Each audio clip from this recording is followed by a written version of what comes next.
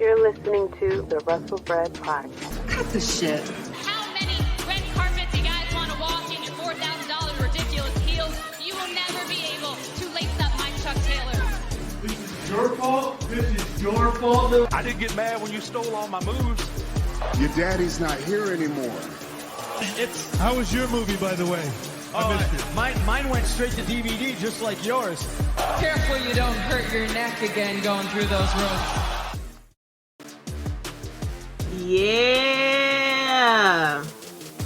This is episode 181 of the Wrestlebread podcast. I am Jaydee, the first effing lady, and we have an eventful week this week. First of all, we just had Wrestlemania, 2 nights. First night was excellent. The second night was somewhat there. Second night, like I said, was a little bit there. And then we had the Raw after Mania, of course, which everybody got upset about. We just had Dynamite last night as well. And now we are here. It's the 4-year anniversary of the podcast. My birthday is this weekend. So we are just in here, just celebrating. And, everything that's going on in wrestling, is up and down for a lot of people right now. But we're going to talk about all that as well. Shout out to Justin, just in time, first of all, because you are just in time with the first comment. Salute to the first lady. Thank you. Put your ones up, first of all, for the Bloodline Entertainment Network. I didn't even get to say that. We are here live on YouTube with the Bloodline Entertainment Network. You're probably wondering, Jaydee, what is that? If this is your first time, first of all, if you like to read about sports, movies, anime, not only just wrestling, it's all in one location. You just go to bloodlineentertainment.com. You can go to the YouTube channel. There's a lot of articles, a lot of great articles out there about baseball, football, wrestling as well, like I said. And yeah, go and check it out. Instead of clicking all over the place, it's one location. That's why we put our ones up in the air. Shout out to the Universal Wrestling Podcast. Thank you so much. Yes, we are celebrating 4 years and an early birthday. You're probably wondering, hey, Jaydee, are you going to say your age? Yes, I am. I'm 39 years old. I'm the same age as Wrestlemania. I can say that because I don't look 39, first of all. And so I say that so people can say, oh, you look young. And I can say thank you. So yes, I will admit my age so I can get the compliment that automatically comes with that. So yes, I will say that. Thank you, Spencer. Thank you for the happy birthday shout out. And also to Justin as well for the birthday shout out. We are here. It's been a lovely 4 years. It's been a fun 4 years, honestly, of covering all the shenanigans, everything that's been happening with wrestling, the ups and the downs. Thank you, Spencer, for the congrats on the 4 years. Like I said, I started this podcast pretty much when AEW was announced. So I kind of been following AEW and WWE for the past 4 years. I've been watching wrestling for a very long time, over 30 years at this point.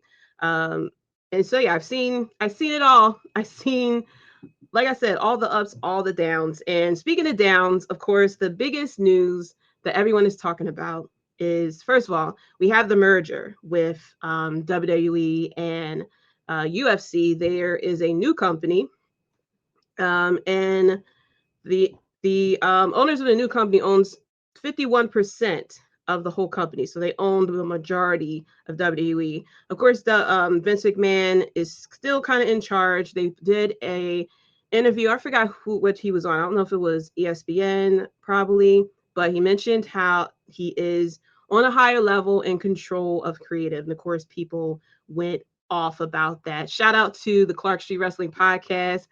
Smart LOL. Happy birthday. Congrats on amazing 4 years. Thank you. But yeah, so now everybody has been, first of all, in my opinion, overreacting to what has happened this past weekend. Was Raw bad? Yes, it wasn't really the greatest. I've seen bad Raws. I mean, it really was. It wasn't. I would say, I think it's because everybody put such a high expectation on that Raw because they thought someone was going to show up. Because the dirt sheets were saying so, and the dirt sheets got it completely wrong, as we said. And because of that, a lot of people are upset. So speaking of that, first of all, Jay White is all elite. Tony Khan had first of all, opened up within pretty much under a minute of this past Dynamite, showing that Jay White is all elite. I did appreciate how they did it. They had Ricky Starks coming down. He was about to face Juice Robinson. Next thing you know, his music cuts and then in comes in Jay White. So, that's I thought that was amazing the way that they did that. That, boom, he's here. We're gonna do it first in the show, very similar to CM Punk. And Tony Khan, within 3 minutes of Dynamite, showed the graphic that Jay White is all elite. So the dirt sheets got it wrong, that Jay White was not coming to WWE. Some of them are starting to backtrack, like, oh no, when we said he was coming, we didn't say that WWE agreed to it or that he agreed to it. We just said that WWE was interested, and we don't know what happened. But anyway, but going back, a lot of people are upset about Vince McMahon. There's even a hashtag fire Vince going, which, as much as if they were not if they was looking to fire Vince McMahon, they would have fired him based off the allegations that's happened. They came out and said that everything's going to stay the same and Vince is going to be in the same position that he is.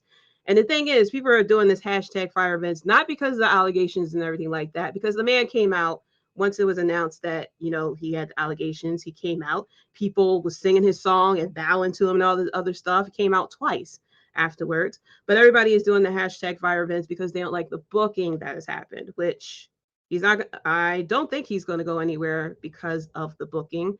I mean, people, they weren't even, they already have the Saudi deal and he is still in place. I'm very sure that they're, with this new company, they're going to keep the Saudi deal in place as well. So it's just like, what do you say about that? And they're also trying to get the fans over at SmackDown who already brought tickets and is going to be there to chant fire Vince when they go to SmackDown, I guess, to take over it, as if WWE doesn't have the resources to mute the crowd and pipe in crowd noise that we have seen for years at this point, that they can manipulate anything that we see on TV. They can mute the crowd, they can add in crowd noise, they can make the fans look like they're cheering and popping for Roman Reigns if they wanted to. But yeah, and now it was announced that Triple H is going to be showing up at SmackDown. So we'll see what happens. All I say is, all these people who want to say fire Vince, I hope when Vince eventually shows up just to make an appearance, that you will not sing his song, you will not bow to him or sing his praises or anything like that. So people have been saying that fire Vince and to cancel their Peacock subscription, and even back in the day, canceling their WWE network for decades at this point. And then I saw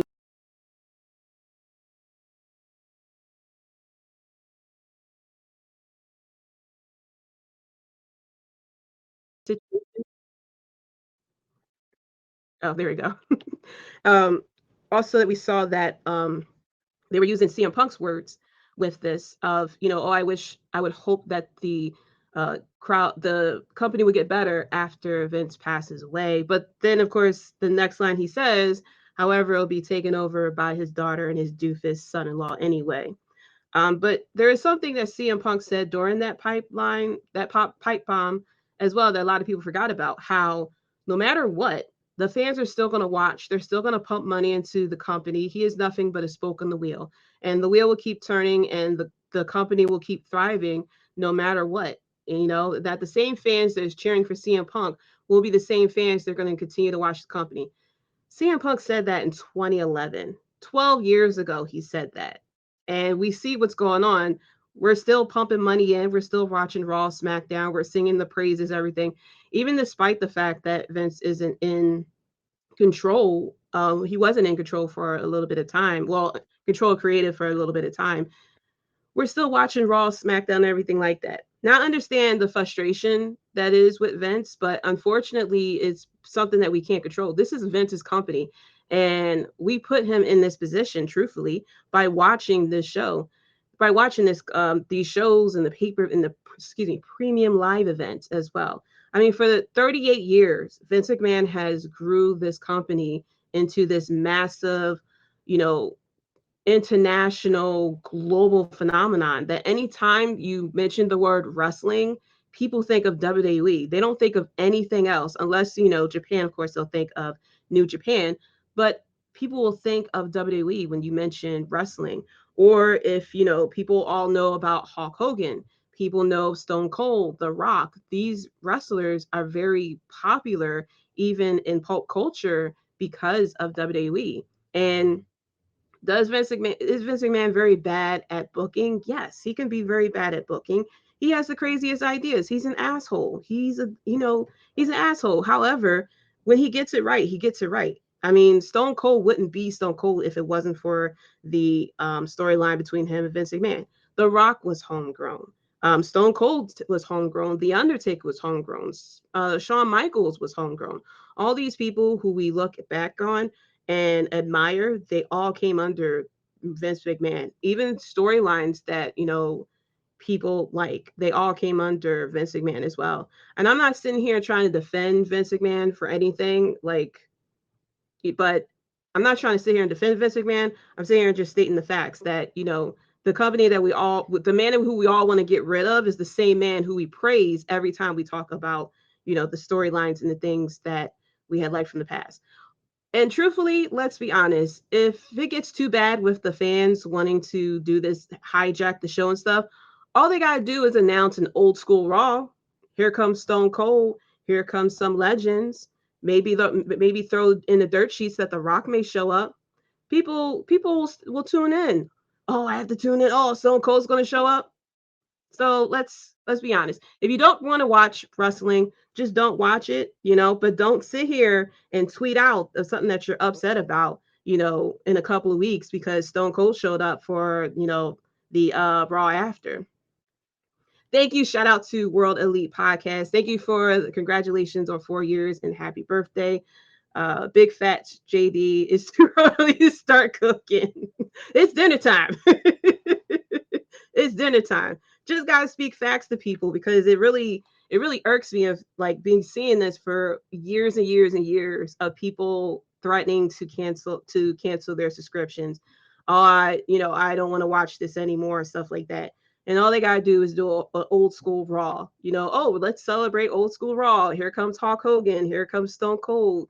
Maybe the dirt sheets in here saying, oh, maybe The Rock will show up to face Roman Reigns, and then everybody will tune in. If you don't like what you saw as far as the booking, you don't like what saw as the booking. And I'll get into the booking as far as what happened with Cody Rhodes when I get into the breakdown of WrestleMania. If you're hurt that he lost, it's okay. Like I said when I was doing the watch along, I've watched the Undertaker lose his streak live. That hurt. I traveled to New Orleans just to see the Undertaker at WrestleMania, and I saw his first loss. And not only that, it was like one of his worst Mania matches at that point. So it hurt. I was very upset about Brock Lesnar. I didn't sit there and say I'm not going to watch WWE anymore because I had tickets for Raw the next night. So if you don't like the booking, you don't like the booking. You rather for the booking to be something different, but it is what it is, And it's like, how do we know that this isn't all Triple H anyway? People put Triple H on such a high regard as if everything he did was perfect, and it wasn't. He had his hiccups too. I mean, I know people are blending a lot of the booking decisions that happened over the weekend to Vince McMahon. So let's go back before then. What about the booking of Karrion Kross, for example? Vince McMahon had nothing to do with Karrion Kross when he returned. And I guess what? You're going to say that this happened. Vince McMahon then, controlled the weekend. Okay. Karrion Kross disappeared way before that. The booking of Bray Wyatt. Bray Wyatt went against LA Knight, and LA Knight came out of that feud a little bit more popular than Bray Wyatt. And with Hit Row as well, a lot of the people that Triple H had brought back, that booking was his own.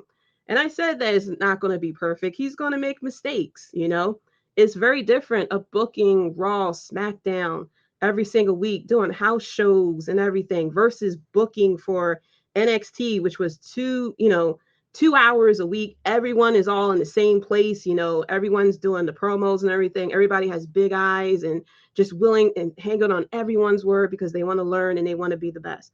And, versus on the main roster, there's some people on the main roster that really don't give a damn about wrestling. They just here to get their paycheck, be on TV, and call it a day. They're not trying to learn anything from anybody because they're already established. They're already on a global show and everything like that. So, it is what it is. And that's it. I mean, if you upset about the booking, you're upset about the booking. If Vince McMahon comes back, he comes back, truthfully. If he comes in and he decides to fire half the people like he did in 2020, he's going to fire half the people like he did in 2020. So, I just hope that the booking for Mania 40 is up to par. Okay. I'm just hoping Mania 40 still happens in Philly and that is booked very strongly. That's all I care about. Even last year, night 1 was really good and night 2 was a bit meh as well. And the Raw after Mania, if I remember last year, wasn't as spectacular either. They really didn't have I don't remember they had any major call-ups or anything because I believe NXT was 2.0 was still going on and it was still very new. I forgot if there was any surprises last year like that. So, it could be that first of all, with Vince gone, there's no someone with strong negotiation skills to get people to sign. Maybe Jay White decided he didn't want to go to WWE because of the scheduling. I mean, you got to do the house shows, stuff like that. You're on the road 200 nights a year and everything, and you're stuck in that bubble. Whereas on AEW, he can, wrestle whoever he wants. Now he's over in America. He has he can do dream matches and everything like that.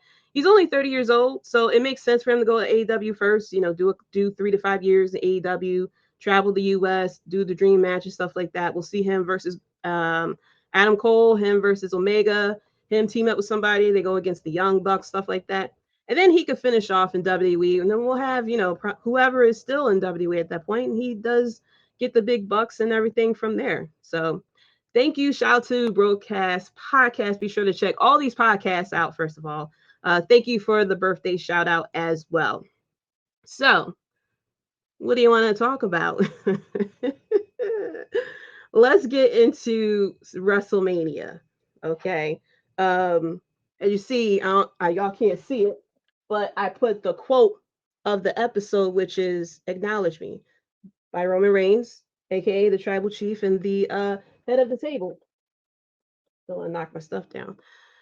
And so let's get into WrestleMania Night 1. So starting off, we had the United States Championship match. It was Austin Theory going against John Cena. First of all, I liked the entrances for both guys. There was with Theory, they show the panel from the entrance behind him, and you see the shot of the crowd behind him and stuff like that. I thought that was pretty cool.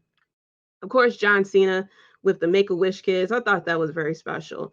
All their wishes was to be at WrestleMania. Not only were they at WrestleMania, but they were involved in the in John Cena's entrance. So as much that's another person too, we all survived the era that was John Cena. I mean, we all, unless these are all new watchers who are complaining here, but we all witnessed WWE taking over ECW and then making their number one pay-per-view, which was One Night Stand, turning it into the joke and have fucking John Cena, challenge for the ECW championship against Rob Van Dam, which, we can name about 20 matches that could have been a lot better than having John Cena go after the ECW championship. But that's a whole other story, of course. But first of all, kudos to John Cena who ran down that ramp without tripping. I was a little scared for him that he probably would have got gassed out before he hit that ring, but he made it through. Peacekeeper made it through as well. But this was a pretty good match. Kudos to Austin Theory and John Cena. John Cena is very adaptable. I respect John Cena in the ring a lot more nowadays. Because we saw him going against AJ Styles, going against a lot of great wrestlers, and he's able to adapt. I mean, the match between him and at that time Daniel Bryan as well, him being able to adapt to that wrestler and still put on a very good, even technical matches at a certain point. this isn't the same guy who would see, with the 5 moves of doom and stuff like that. But they put on a really good match against each other. The of course, there was the spot where the ref went down. In Theory technically tapped out to John Cena, but of course the ref was down. And then Theory did a low blow, did the A-Town down and got the pin. So I had the pick of Austin Theory, and I got that one right. John Cena will float away back to Hollywood, and I'm still waiting for Peacemaker season 2 for John Cena. This is pretty much the only time we'll see him turn heel. That and when he was in Fast and Furious 9, of course. But yeah, this was a very good opener. John Cena booking it out of here, just like Brock Lesnar will do in night 2. After that, we had the WrestleMania Showcase match. We had the Street Profits going against Braun Strowman and Ricochet, Alpha Academy, and the Viking Raiders. We had Titus O'Neil on commentary, which I didn't expect. He did pretty good on commentary as well. This was a great showcase from everyone. I really appreciate the fact this was called a showcase match. This was pretty much Black and Gold NXT representing right here. I mean, this match would have, if this was an NXT takeover match between these 4 teams, oh my goodness, the crowd would have been, the roof would have blown off. But everyone looked good in this match, including the Viking Raiders too, which, since they started on the main roster, they really didn't have the best of showings really at booking wise, but I'm very happy that they was able to really show off. Like it really gave us, really reminded us of them in the Black and Gold NXT. Oh, shout out to Moneymaker Chris. What's up? Jaydee, congrats on 4 years. Happy birthday. Thank you so much. Be sure to check him out on the 3 and Out podcast as well. He does some football. I was on that podcast a few times to give some predictions, including the Super Bowl prediction, which I got right because it was Kansas City over the Eagles.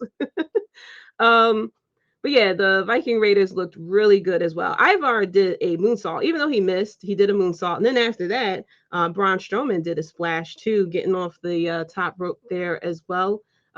We also had Chad Gable. People sleeping on Chad Gable, but Chad Gable, my goodness, I really miss the Alpha Academy. But I do appreciate the fact that we are no longer dealing with Shorty G, that we have Chad Gable once again. And, people are not realizing his power because he gave Braun Strowman a slow German suplex. I mean, you could tell, like, that's a strong person right there. But he did a slow German suplex to Braun Strowman as well. No problem, Chris. No problem. But the finish of this match was very crazy because Ricochet tried to do a shooting star press to Dawkins and he put up his knees. And then Dawkins held Ricochet down while Montez did his frog splash, which, he went up past the clouds on this one and went down on Ricochet while Ricochet was on Dawkins' knees. Do you know how much that has to hurt? For all the people, all the non-wrestling fans who like to say that wrestling is fake, show them that clip and have them explain how no one is in pain on that one. Like, you can drop your phone on your shin and that bad boy will hurt. But you're telling me this full-grown man is jumping from 65,000 feet in the air and landing on someone who is on your shins and that's not going to hurt? I know Dawkins got a few bruises on his shins because that was crazy. But in the end, we had the Street Profits who won here, as well as my phone reminding me to drink some damn water, girl. We're going to pause it for right now because I already took a sip of water. And then after that, there was a mini rest period with showing Xavier Woods / Austin Creed, who showed a little bit. Well, it was up, down, down, but they were kind of doing a recap of the next match, which is the match between Seth Rollins and Logan Paul. We all say this, that Logan Paul, as much as we do not like that motherfucker, he's good at wrestling, unfortunately. Like, I know that we all wished that, he wasn't good at wrestling. That way we could talk shit about him, but he's actually pretty good at wrestling. this match was way better than I expected. Yeah, and I really didn't expect the showcase match to be that good either. Like, I knew that the Street Profits was going to show off. And I had a feeling that Chad Gable would be good, and then we'll get a little bit from Ricochet. But Braun Strowman showed off. Like I said, the Viking Raiders showed off, and even Otis showed off as well. Just very, like really giving us vibes of the Black and Gold NXT. Pretty much what we loved about that Black and Gold NXT. But the match between Seth Rollins and Logan Paul was brought to you by Prime, which is Logan Paul's drink. And we had the mascot come out. And first of all, Logan Paul doing the Shawn Michaels WrestleMania 12 entrance, which I didn't expect. I didn't expect that they was going to let him do that. I guess because it's Logan Paul, he probably paid for the liability insurance for that one. And then he comes in. He had the mic too, which I do appreciate the fact that they gave him the mic so he can even be more of an asshole and be like, LA, I'm back. Did you miss me? And then he even talked shit on while he was riding down. So, but then we had, first of all, the entrance of Seth Rollins with a conductor. Now, when I was watching the watch party, I didn't realize that they played the sound. So I thought it was like straight up crowd. Like, I know the crowd was singing it because I watched it back. I watched the WrestleMania back. I thought it was just straight up crowd, which I popped for. But then I realized they had the sound in it so that the crowd cannot sound like, so we won't have 3 different sections of singing Seth Rollins' song all at different points as well. But still, we had 80,000 people, singing his song. I know Chris Jericho was sitting in a corner somewhere fuming. Now, I'm going to say now, I bet you when they do this All In over in London, I'm very sure Chris Jericho going to try to top that. He's going to try to top it. But I thought it was really cool to kind of get the crowd in and just use just a straight up conductor and everything like that.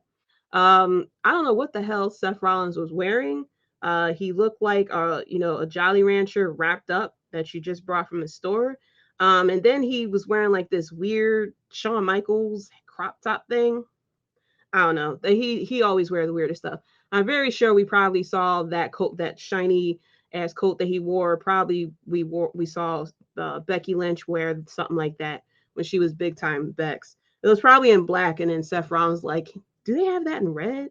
So, but this was a pretty good match. Of course, we knew this was going to be a good match because it's Seth Rollins, and then Logan Paul showing us that he is good at what he does as well. There was the spot where the mascot got involved, which I kind of figured was going to happen because that mascot was still hanging around. And I didn't know. I thought it was Logan Paul's brother that was in there, but it was actually KSI, which I really didn't expect. There was a spot where, of course, the action went to the outside. Seth Rollins was on the Spanish announce table, I think it was. And KSI was trying to get a selfie. He was doing a video or something like that with Seth Rollins while Logan Paul was climbing on the ropes. And last second, Seth Rollins pulled KSI onto the table and Logan did a frog splash onto KSI. But in the end, Seth Rollins got the win here, which I figured was going to happen. The way that they build up the story, they was really building up for the face to get his revenge, and then we move on. So don't know where we go from here. With these two, we'll probably see Logan Paul again, maybe at SmackDown, unless they decide to do something with him in Puerto Rico, which could be possible. But I don't know if we're going to redo this match. There's really no point because Seth Rollins sat there and got the win. So, it is what it is. So next up after that, we had the 6-woman tag match. We had Trish Stratus, Lita, and Becky Lynch going against Damage Control. The entrance for Lita, Trish, and Becky was cool, but I wish that they used that for the video package of this whole feud between these women, because then Damage Control kind of, they had an entrance, but it really felt like a jobber entrance compared to this Sin City comic book style entrance that the women got, because it was a little video package of Trish Lita and Becky, and then when they came out, it was all in black and white, like this was like it was carrying cross. So you kind of knew who was going to win at that point. But I feel bad for Damage Control. Like, not only did they lose the belts, and the belts weren't even defended at WrestleMania, but of course they got another loss once again. Of course, there's rumors that Becky may be done with WWE, especially if Vince is supposedly back. I'm very surprised that Bayley was the one who took the pin here. I thought it would be maybe Dakota Kai who would get the pin. I predicted that the Legends and Becky would win because that's normally what happens as a WrestleMania. The Legends will win, but I was very surprised that Bayley was the one who took the pin. Trish and Lita looked great in this match. This was a fun match, This was the match to this was the Legends match to show off, hey, the Legends still got it. It's WrestleMania. Legends who we don't normally see, year round. Here they are, a bit of a show off match, just like how we got last year with Stone Cold Steve Austin. But this was a fun match. But like out of the night one, when I rewatched it back, it was like, it wasn't up to par with all the other matches, but it was just as good. I mean, it pretty much served its purpose, but kind of feel bad that Damage Control really didn't get the proper showing that they deserve ever since they came back from SummerSlam. It wasn't their booking, their booking wasn't as strong as I thought it would be. I thought they would be like very dominant, a female version of the Shield, and we didn't really get that with these three. So we don't know where we go from here. Is this going to be a rematch between, Becky and Lita going against Io and Dakota in Puerto Rico, or are we going to have Trish going against Bayley? Who knows? Who knows where we go from here? Then, of course, after that, we had Rey Mysterio going against Dominic Mysterio. First of all, Dominic with the entrance coming straight from jail. I don't know how he landed in jail, but apparently he was in jail. He got escorted in his ring gear. So props to the county sheriff or wherever he was at, allowing him to wear his ring gear. They threw him in the van. He didn't have the coat on, but somehow he was able to get the coat on the way to the arena. But he had, police escort, stuff like that. I called it the reverse Goldberg because, we had the cops escorting Dominic to the arena, except for he was in handcuffs. And he was wearing one of Rey Mysterio's masks, which I appreciate as well. And it's just so crazy that Dominic has really improved since he not only started, but since he turned heel. If you had told me that I would have been rooting for Dominic to win at WrestleMania, I wouldn't believe you. Especially, and if you had told me that I would have been like so happy and excited that of an entrance that Dom has made, I probably wouldn't have believed it. A lot of people thought that he was going to come in the lowrider, kind of a troll because he had wished that he was Eddie's son, even though if he just watched the WWE Peacock, he would find out he is technically Eddie's son. But it is what it is. But I really liked what they did here with Dominic. Thank you, Brian. Shout out to Brian Cook. Happy birthday, Queen. Thank you so much. But yeah, with this match, I really appreciate how much of a heel that Dominic is. He's really a good heel. I didn't think he would be able to pull it off because I thought it wouldn't be believable. But the more and more that we got with this match, especially once he started, the beef with his dad, it's a lot more believable. And then we had Rey Mysterio, who came out with the lowrider with Snoop Dogg driving it, which, was a nice touch. I really liked how involved Snoop Dogg is with this WrestleMania. Normally, with a lot of the hosts, you get like backstage segments and stuff like that. But Snoop Dogg, he was in entrances. He had a match. He was out there with the Miz and stuff like that. He was just as much as a host of WrestleMania as he was with the Miz here. But this was a very good match. First of all, I found out one of the guards that escorted Dominic to the ring apparently was on AEW Dark. I saw that. I don't know how it popped up on my timeline, but I saw that the wrestler had tweeted that that was him. So I thought that was cool. We'll see some of those people in NXT in a couple of years as well. We're going to be looking back like, oh snap, that's who it was. Just like we found out. I forgot who. I forgot who we. One of the Druids was someone really popular in NXT a little bit while. I think it was Tommaso Ciampa or something like that.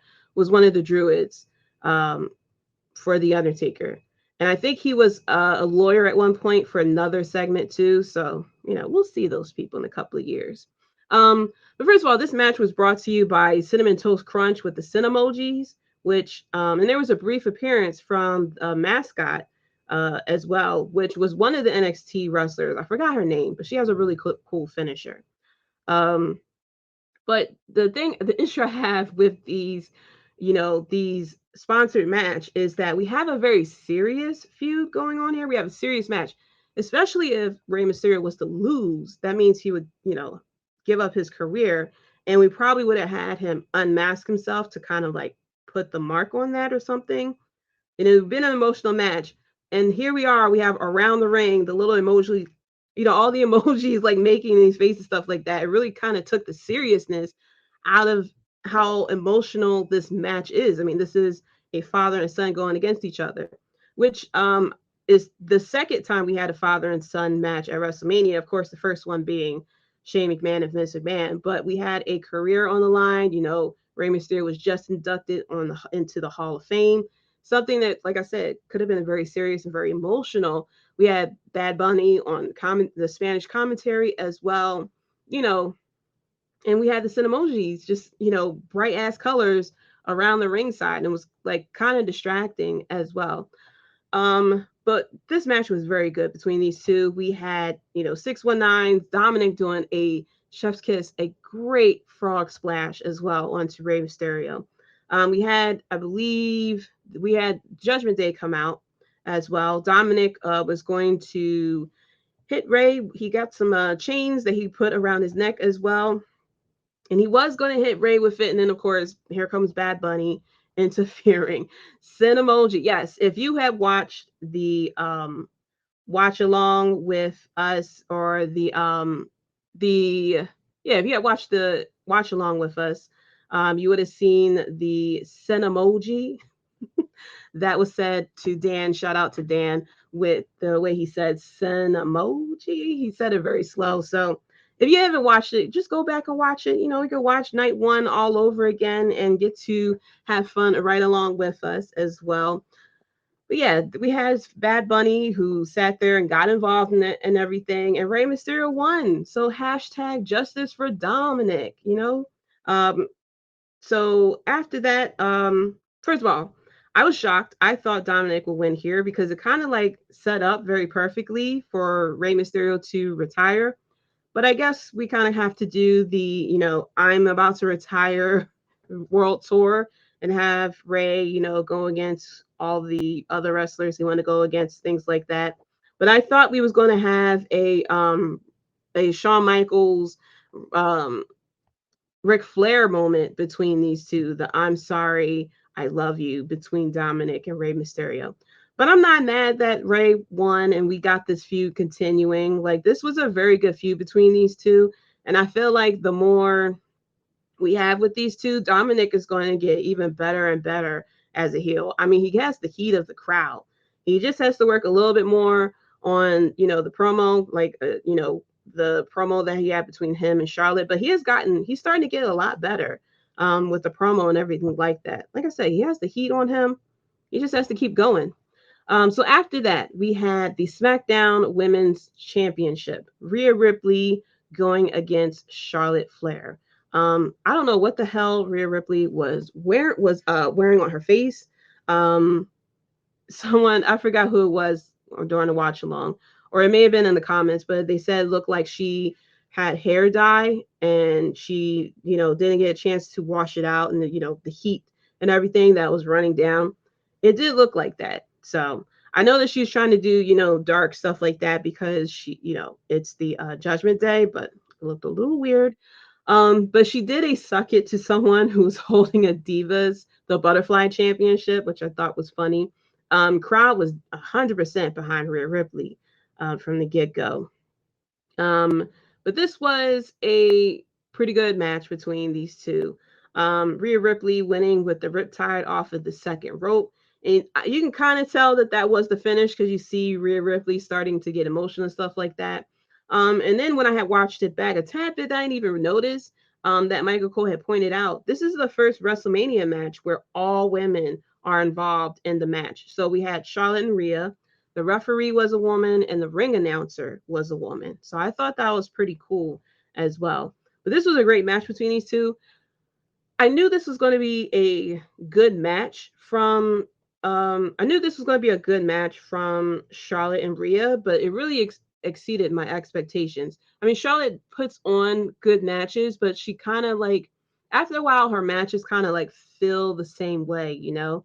But with this match between her and Rhea, it was definitely a lot more hard hitting, I guess I should say. Shout out Circle of Debate. Thank you so much, my bloodline sister. What's going on? What's going on here as well? Be sure to check out Circle of Debate as well. They are definitely part of the Bloodline Entertainment Network with Ivan, the Presidente, as well. So be sure to check them out.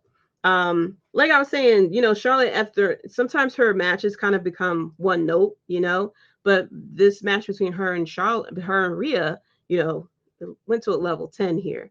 This was a very good match. This really flowed right along with the rest of these matches that we were getting on night one. An interesting thing too, I believe Rhea Ripley is the first woman. I don't know if she's first person, but definitely I think first woman to win all the belts: Raw, SmackDown, Tag Team, NXT, and NXT UK. I don't think there's any other woman that has won all the women's belts in in WWE. And she probably will be. She's the last one because they, you know, they got rid of NXT UK, so there's no more NXT UK championship. So she's probably going to be the first and only woman to win all the belts as well. But this was a great match between these two. Charlotte smiling after the match as well. She was smiling like, you know, yeah, you got me, but she seemed genuinely happy as well that Rhea won. Rhea was celebrating, and it felt like she was a baby face, which she kind of was cheered a bit as a baby face with this feud because Charlotte is such a good heel. And when she tries to be a baby face, that is kind of weird. So everyone was behind Charlotte. Of course, I'm behind Charlotte. I love Charlotte. Not Charlotte. No. Of course, everyone's behind Rhea. I love Rhea. I don't know what's going on with her look, but I still love her. And I'm very happy that she won the title as well. It seems like Charlotte is off on a vacation to travel the world with her husband. You know, okay, you know, have fun, sweetie.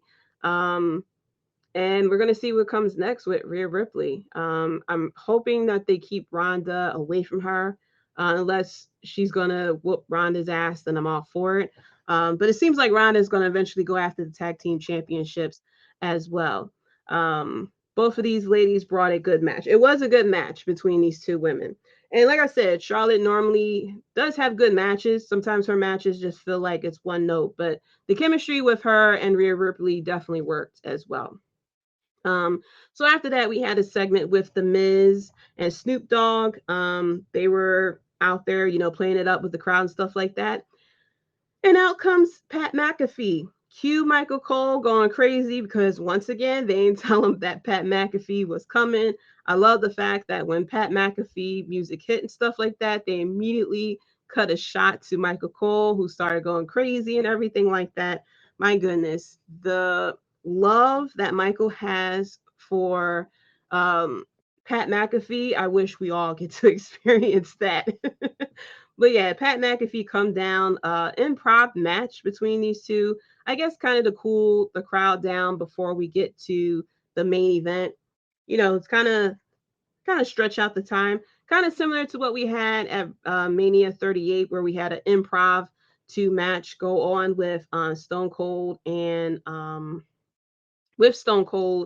And then I think it was night 2 with Vince McMahon to having an improv match as well, which people cheered for as well. Point back to what I was saying in the beginning.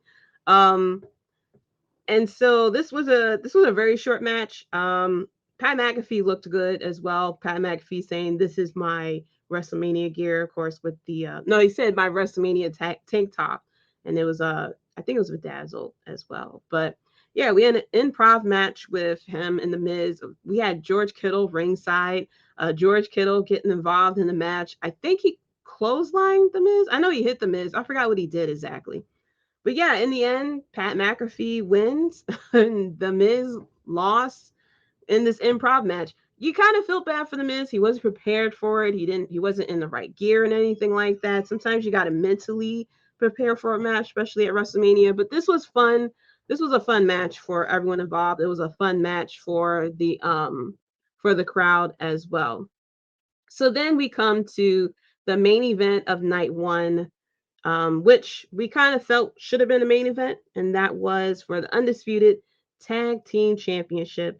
It was the Usos going against Kevin Owens and Sami Zayn. We had oh man, I forgot his name. Little Uzi Vert, who sang his song before the Usos came out. I thought he was going to perform the Usos song, but I guess that was their little pregame song before they came out. We also had KO and Sammy as well. Crowd was behind them and everything.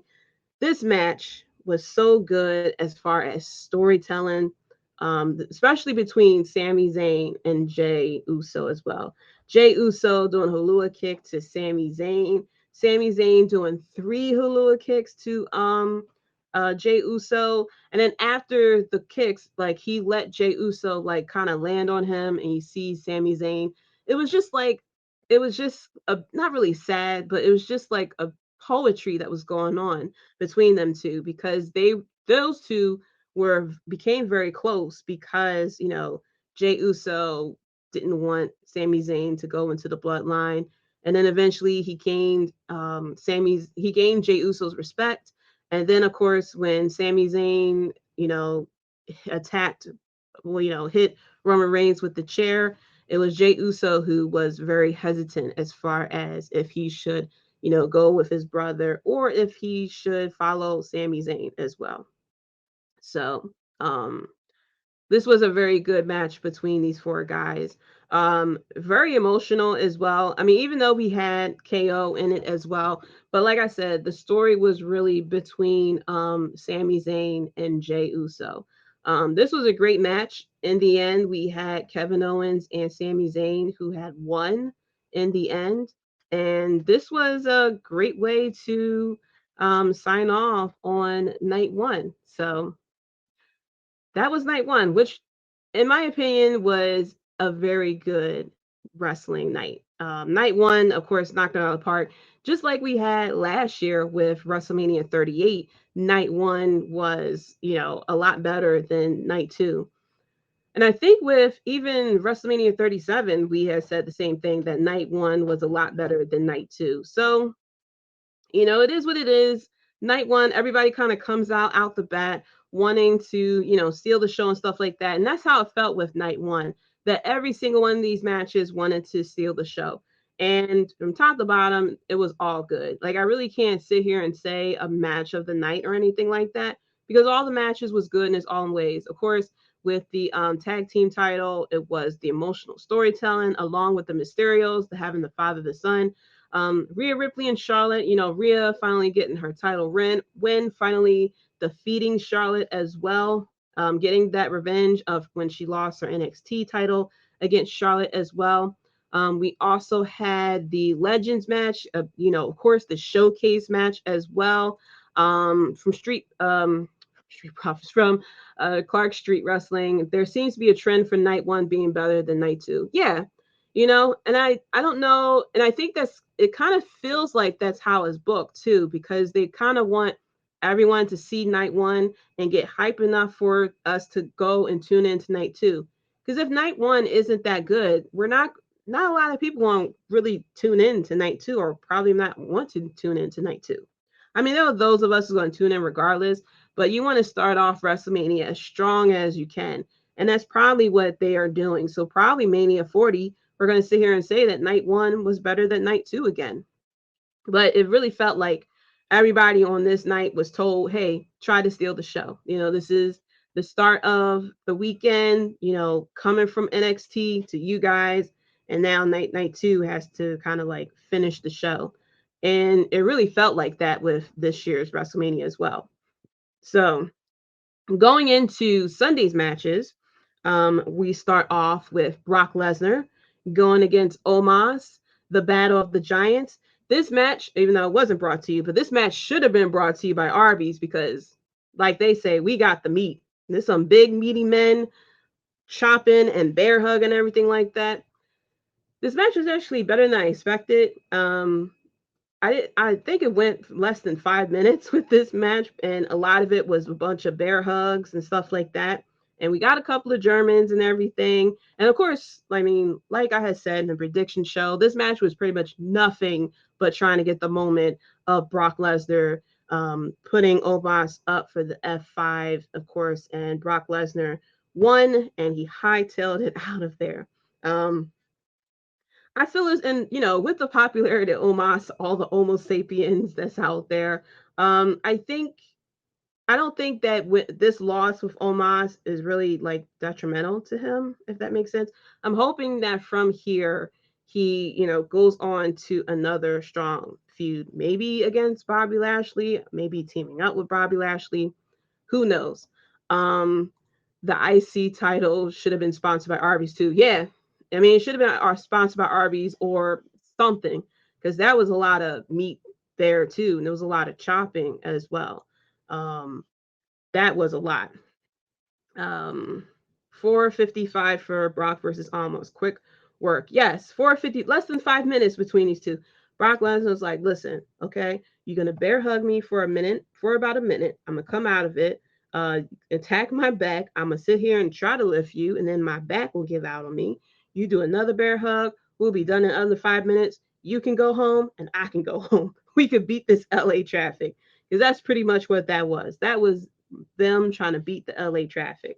But like I said, this match was a lot better than I had expected for it to be. I thought this was going to be like a snoozer. But Omos was, I didn't expect Omos to get as much offense as he did. He got a lot of offense in.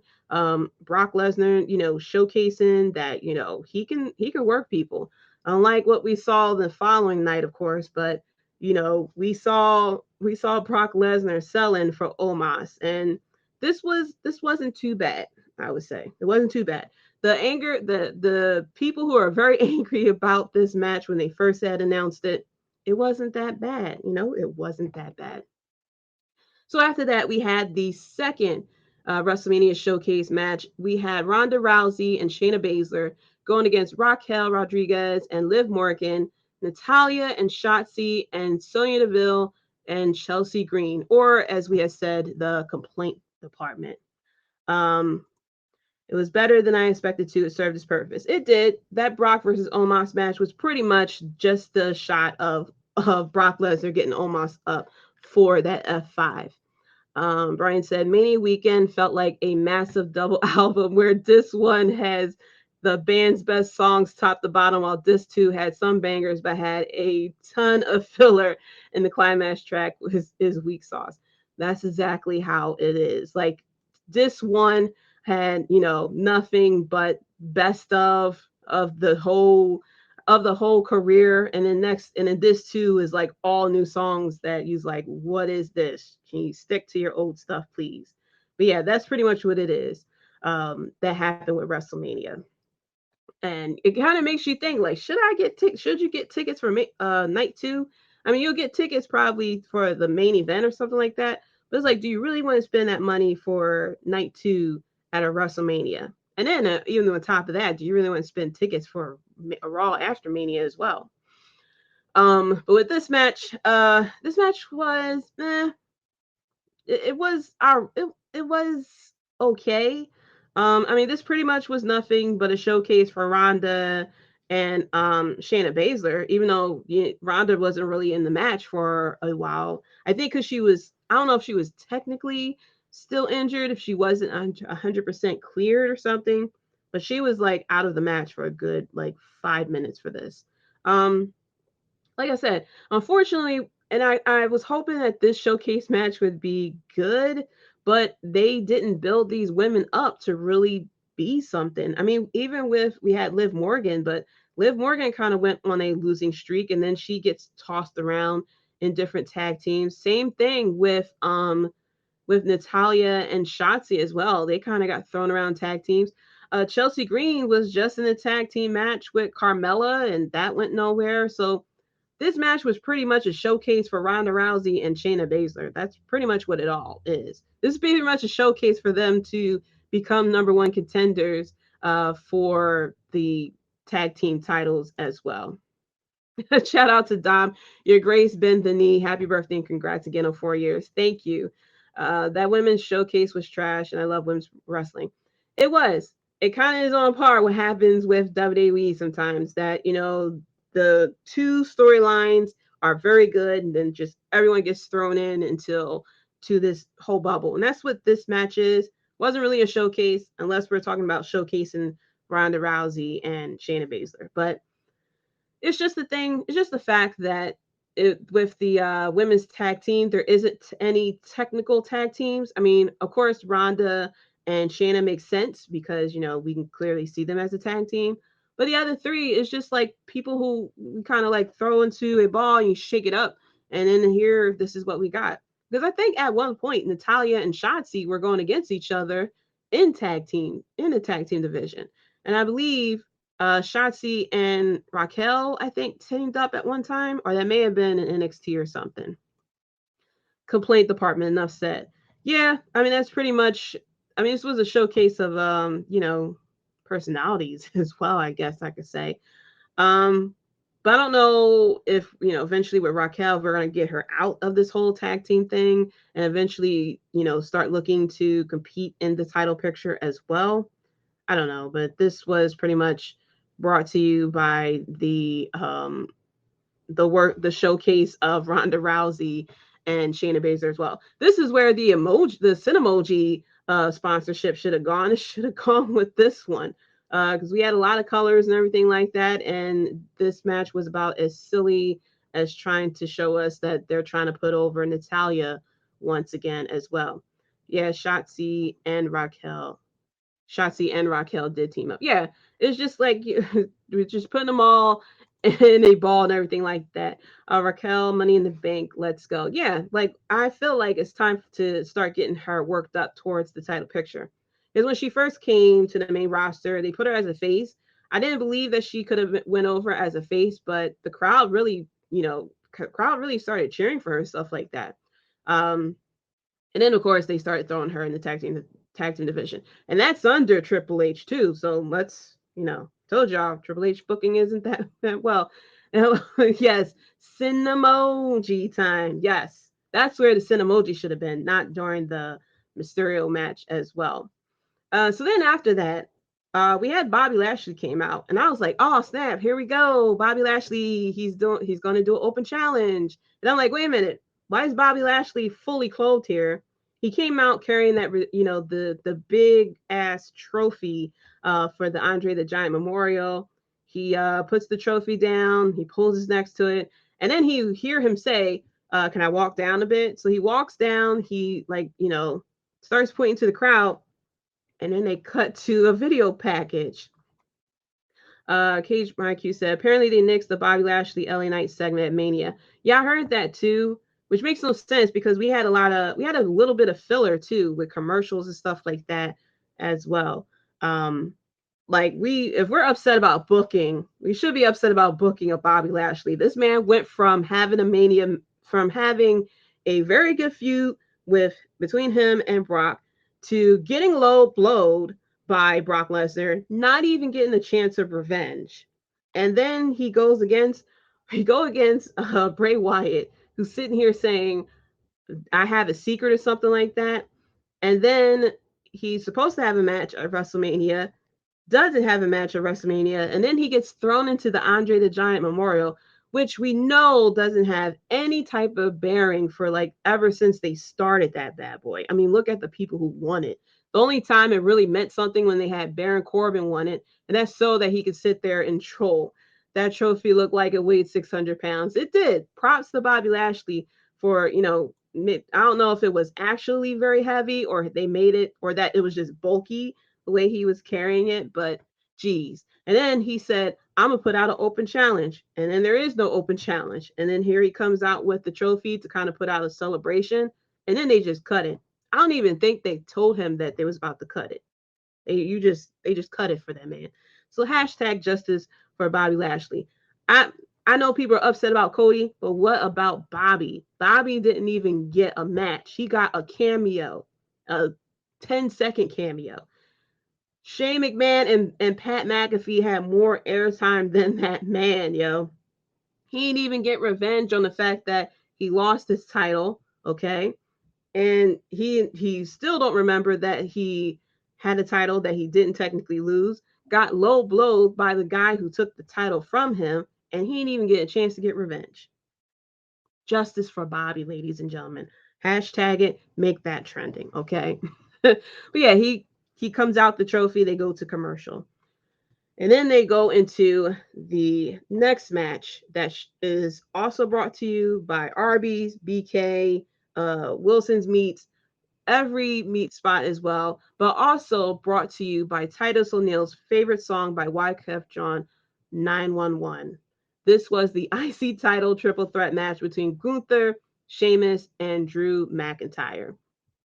Bobby went from beating Omos to carrying a trophy the next Mania. What's next? He's going to be ordering a cheesesteak and suplexing the Philly Fanatic next year. Oh my gosh. They're probably going to have Bobby Lashley at fucking Pat's or something like Pat's or Geno's ordering a damn cheesesteak. If they make that man do a fucking cheesesteak tour for WrestleMania, I'm typing a long email to WWE. Big meaty man chopping meat. Yes, that's what this match was. This was just like Titus O'Neil was also in commentary, which I was surprised about. I don't know if this was a tryout for Titus O'Neil to be on commentary or if they just was like, hey, you've been in tag teams, let's throw you on the commentary. And I guess he did such a good job that they decided to just throw him on to this match as well. But yeah, this match was just like, whoa. I knew this was going to be hard hitting. I knew we was going to have chops. But I didn't even know that Drew McIntyre had it in him to chop the way that he was chopping Gunther. He had Gunther's chest going red. I mean, Gunther at one point looked at his chest like, whoa, what the fuck is going on with my chest? Of course, we knew Sheamus' chest was going to look like ground beef at a certain point. But Titus O'Neil was cracking me up. He was like, oh my God. I don't know if he ever seen, like he had to have seen Sheamus fight because they were in WWE at the same time. I believe Drew McIntyre, I don't think they were in the same time, but I think he's had to have seen Drew McIntyre wrestle. I don't know if he saw Gunther wrestle because he was just in shock as well. There was 75 chops in this match. Crazy. There was more chops in this match than we seen in a karate movie, I mean, Jackie Chan was sitting there like, whoa, all that stuff. I mean, goodness gracious. This match was crazy. What made this match better for me is the fact I didn't realize they all were international wrestlers. Oh, I didn't even catch that either. This was the international match. Show show your flag. Call the police, call the police. That's all. Yes, that was all Titus was saying was call the police. Somebody, please call 911. Titus was cracking me up with this match. But yeah, this match was crazy. And then there was the spot with Gunther. Oh my goodness. I almost put up a GoFundMe page for Gunther's chest because there was the spot where we had Sheamus doing the bro punches and then Drew McIntyre chopping him right after that. Like you can't even catch your breath with that one. Like soon as you get the chop on your chest, and then here comes Drew McIntyre sitting there slapping him across the chest as well. It's just like, oh my goodness. Germany, Scotland, and Ireland represented in this match. Yes. And I do appreciate the fact that they were showing, I don't know how WWE set this up, but they had cameras in different spots around the world showing people watching WrestleMania at the same time. They had Germany, they had Australia with they showed Australia with Rhea Ripley. I think they showed Germany with this match as well. They showed Japan, I think they showed London, and they showed Philly, of course, because they mentioned it. And I was saying, like, yo, I ain't get no email or anything like that about some watch party with Philly. It looked like they were in South Philly, as I think they were in South Philly at Xfinity Live, which is across from the stadium. Shout out to Fraction Cast Podcast. Thank you so much. Put y'all ones in the air because we're here talking about WrestleMania 39 here. And ones in the air, acknowledge the Bloodline Entertainment Network as well. Xfinity Live, probably. Yeah, they probably Xfinity Live. I mean, that's too far for me. If you live in Philly, and I'm gonna talk about this when I start talking about when people trying to go to Philly for Mania, the stadiums are in South Philly, yo. And if you don't live in South Philly, getting to South Philly is a travel. It's you're taking a scenic tour of Philly if you don't live in South Philly for anything. So you have like, yeah. So I wasn't going to South Philly for that watch party because that would be a bitch getting home. And South Philly don't play with the parking situation down there. It's rules. It is rules when you come to Philly for Mania 40. And keep an eye out. Subscribe to the YouTube channel as well. I may throw it on. I'm more likely going to throw it in the Bloodline Network website or something like that. But I'm going to be doing videos giving y'all tips of coming to Philly next year because y'all can't park in South Philly for Mania 40. Okay, Grandma Irene, the Italian Grandma Irene will get on your ass if you park in front of her damn house. Okay, I have seen parking wars. Yes, if you've seen parking wars, you know. Okay, we don't play with our parking spots. Okay, if you see a trash can in the street, do not move it. Okay, your car will get keyed. It may get carjacked. Not playing at all. If you've seen parking wars, you know we don't play when it comes to parking. um, I take the train from Jersey. Yeah, you're gonna have to take public transportation to get to the stadiums. Because if you try to drive down there, even if you go for the parking, like Philly, we are not built for big events. Okay, that's why they was trying to bring the Super Bowl here, and I think they was trying to bring the Olympics here and stuff like that. I said, are y'all crazy? We can't handle big events here in Philly, okay? Because the traffic, getting to the stadiums, getting out of the stadiums, nightmare. If you're driving, don't even watch the main event. You're gonna have to leave because traffic. There's only like what two, three entrances into that, maybe two entrances into the link, and like you're gonna be stuck. The World Cup will be here in 4 years. Oh yeah, that's right. The World Cup is coming here. Them international people are in for a surprise, yo.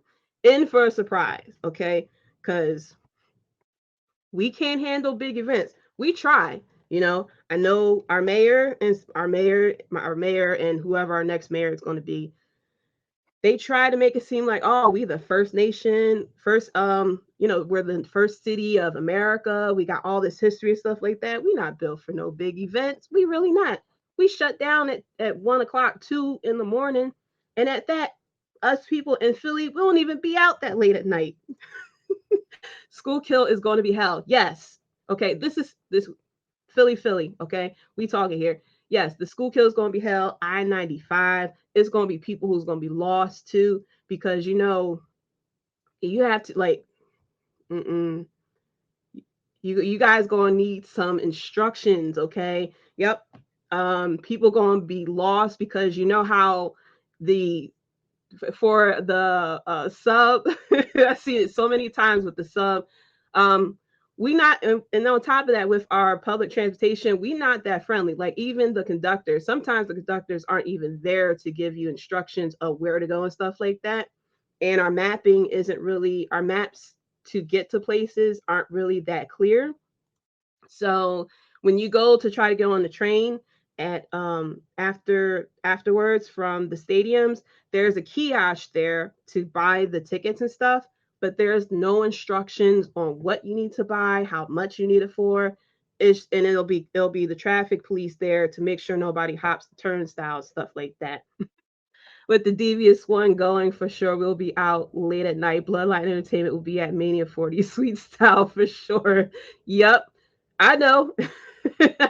We y'all have talked about it as well, and I warned y'all. I was like, look, Facts Professor LOL is decided. Yes, the Bloodline Entertainment Network will be at Mania 40. I know I'm going like on a tangent, but with Mania 40 coming to Philly, Philly shuts down at 2 a.m. Okay, and Philly is a bit crazy. Okay, I'll go into the details when I talk about things like that. But we are like what, maybe a serial killer or a psycho away from looking like Gotham City without Batman.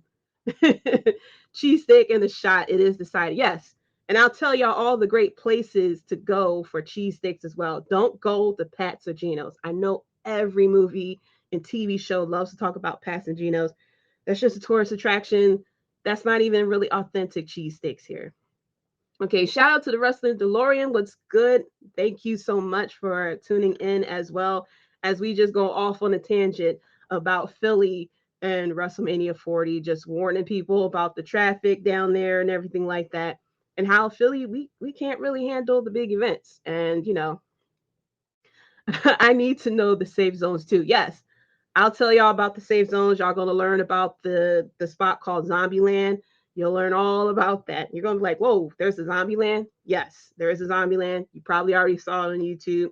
Avoid that area. Don't listen to them Philadelphians that sit there and say, oh, but if you go past this street, you're good. Nope. Avoid that whole area. Safe bet would probably be near the airport, downtown, really. Because if you go too far up, it's going to take you an hour on public transportation to get back.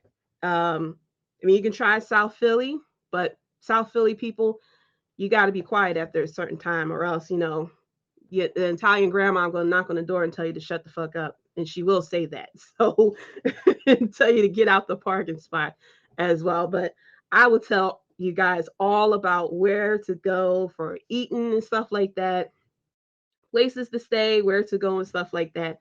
You'll hear about South Street.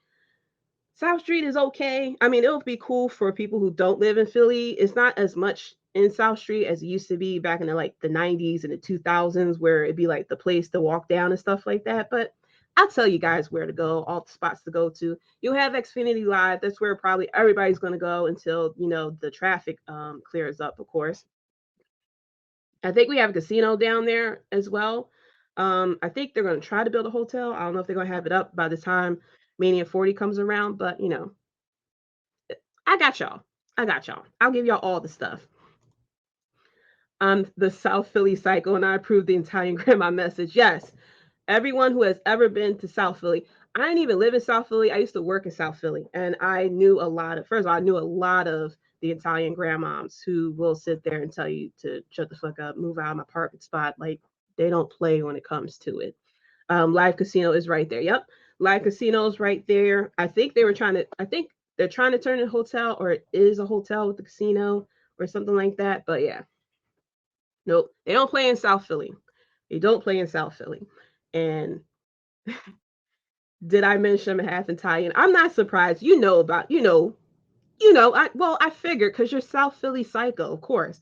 Everybody who's in South Philly is Italian, or is half Italian, or knows someone who is Italian, or is probably their grandma's sister friend who is Italian. So, but yeah, I used to work in South Philly, and I knew a lot of Italian grandmoms stuff. They were so cool. They're very cool if you get to know them. If they're cool with you, they're the coolest people ever. But if you cross them just once, that's it. You better kiss yourself goodbye, okay? Because they'll cut you out for life, and they'll make sure that everybody cut you out as well. They don't play down there. But I know I went off on a tangent, but just wanted to give a few pointers out there, just a sneak peek of what I'll be telling you guys about Philly. I'm gonna make sure you guys are right. And I'll make sure y'all have a good time, have fun, and not be around all the craziness that is Philly. Because while this is a great, this is a good city and everything, the spirit of Philly is really good, but there's a lot of us who are trying to move out of Philly for a reason. Cage with the I approve this topic. Yes. Okay. We'll make sure you guys are good there. We're not going to make sure y'all are in the dark about this stuff because yes, in the brochures, Philly is great. Rah rah rah, all the historic stuff, have fun.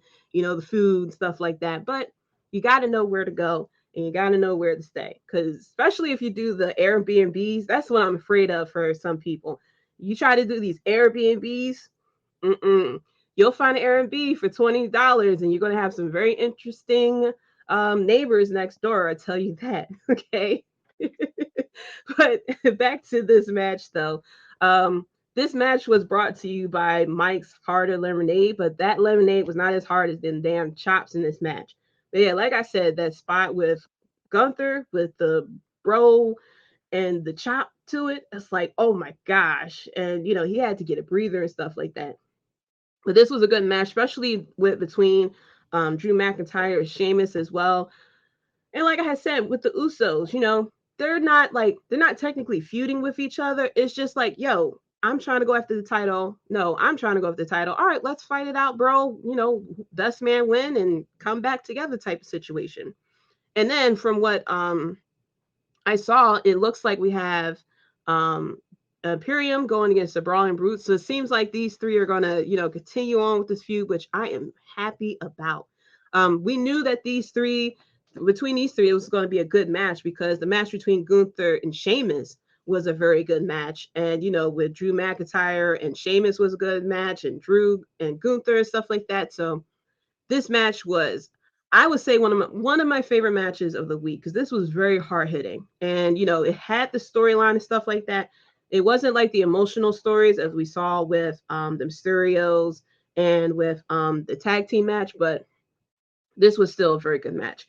Gunther retaining the title here, pinning Drew McIntyre as well. I believe the ending was Gunther power bombing Sheamus onto Drew, and then him power bombing Drew as well. Or it may have been Sheamus. No, it was Drew that got the final power bomb and got the pin. Drew McIntyre coming out in the all white and stuff like that. Normally he wears the black trunks, but he came out in the white trunks, stuff like that. It kind of gave me vibes to when AJ Styles wore the white and red for that one Mania, where, of course, where he had the L'Oreal commercial hair going on and everything. But I approve people wearing the white at WrestleMania. It really changes it up. Like, who could forget when Seth Rollins wore the white at WrestleMania? I forgot which one it was, but he wore the all white as well. But yeah, this was a pretty good match with between these three guys. So after that, we had the Raw Women's Championship. We had Asuka going against Bianca Belair. I loved Asuka's entrance with the people in the Asuka mask. And then I loved her Mania mask. It was very cool. And then she had the makeup that came out, looking more and more like the Psycho Clown that we are waiting to see. But she comes out. And then we had Bianca Belair come out with the Divas of Compton dancing to her song, which I thought was so cute. I thought that was so lovely. And we also had the very sad news with the little one. She was the contortionist. Triple H was talking about her as well. They used 3 indie stars to do Asuka entrance. And I figured that's what it is. A lot of times when they have the extras, it's either NXT stars, it's either NXT people or it's indie stars that we more likely saw on AEW Dark or Dark Elevation. But yeah, with the littlest one, Triple H had talked about it during the press conference afterwards. Found out that morning that her mom passed away, which was like, oh my gosh, like I can't, like the strength of that little girl. And she decided to continue on and dance through that match. And, as tragic as that is, I was just hoping that, that little moment that she got, especially being being premiere and dancing along with Bianca, that, at least brought a little bit of, you know, a little bit of sunshine to her. Yeah, props to the little one, condolences to her as well. And no, condolences to her. I hope they like keep in touch with her or something like that. Like I said, like props to her to continue on with that moment. Because she caught my eye. I thought she was just so adorable and stuff like that. And yeah, with that big tragedy. Um, but yeah, condolences to her and to the family as well. I hope WWE did something else for her and her family with that, that, like I said, that she had gotten that moment to really, not, I guess, for that moment to not think about the pain as well. But yeah, condolences to that little one. That's a lot of strength to go out there and put on a show despite the tragedy that you had experienced earlier that day. Um, I love Bianca's outfit. We know that Bianca does her own outfits and stuff like that. I can't wait till she dropped this fashion line. I tell you that. But this match was very good between these two women, which I figured these two women have very good chemistry between each other. Asuka, it really felt like Asuka was kind of like back to her NXT days. There was a great sequence between these two where Asuka tried to go for the miss. Bianca Belair had ducked, and she tried to go for the kiss of death. And then Asuka was able to get out of it, and then she countered it into an armbar. And the way that she did it was like, ooh, chef's kiss. It really reminded me of Shinsuke Nakamura when he went against Sami Zayn. There was a spot where Sami went to swing at Shinsuke, and Shinsuke grabbed the arm and like rolled him down to the ground for an armbar. Chef's gifts. It really gave me those vibes. Apparently, Bianca got overwhelmed doing her costume, so Dakota Kai finished it for her. I think I saw that on Twitter that Dakota Kai helped her with the costume, which I thought that was really cool. Dakota Kai can drop a fashion line too if she makes her own outfits and stuff like that. But yeah, this match between these two was so good. And then there was the spot where I think it was this one too that Bianca tried to do the kiss of death, and Asuka did a code breaker onto her as well. The finish of this was, Bianca lifting up Asuka, doing the kiss of death again for the win. I had picked for Asuka to win here, but I wouldn't have been mad if Bianca retained. I kind of figured she was going to retain because we have this show coming out with her and Montez. And on top of that, Bianca is such a great marketing, person, a great face of the company to use for WWE to put her out, with, these events and stuff like that. She is like not really a female version of John Cena, but she has such a likable personality. And especially with her and Montez together, they're such a likable couple. They're pure, but they're not like over the top pure, if that makes sense. Like she's very believable as a face. It's like she has her moments where she'll do like her girl and stuff like that. And like she'll get real with you. She was really good in NXT as a heel. But when she turned face, it really clicked in my opinion as far as with her. Because she's just like, it seems like she's such a nice person in real life that this really like she's very good. And that's what WWE kind of needs. They kind of need someone to kind of be that that face, to go out there with the events and stuff like that. Which, I mean, you can do it with Asuka, but Asuka wears the cycle, paint and stuff like that. So, I guess we need someone to kind of do it. I don't know if they'll do it with Rhea Ripley because technically Rhea is a heel, even though she gets cheered as a face, stuff like that. But we'll see how it goes from here. But I'm not surprised that Bianca won. They was talking about during the press conference that of her possibly having a WrestleMania streak, which I don't know. We do know that, Asuka has a WrestleMania streak as well. The fact that she is what 0 and 3 or 0 and 5 or something crazy like that at WrestleMania. Will Bianca remain face during her current reign? I don't know. Well, I think she's going to definitely remain face when this show comes out because I know WWE is going to be marketing it like crazy. It's going to be hard for them to market it as with her as a heel. Um, I think maybe after that she turns heel as well. But I think as long as this TV show is around, she's going to stay as a face. I think the fact they didn't waste too much of her on NXT might have worked to her advantage on the main roster.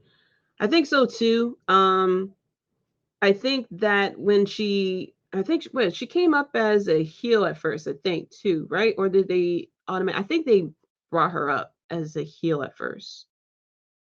I think. I think she was a heel like very briefly when she came up, and then they turned her face.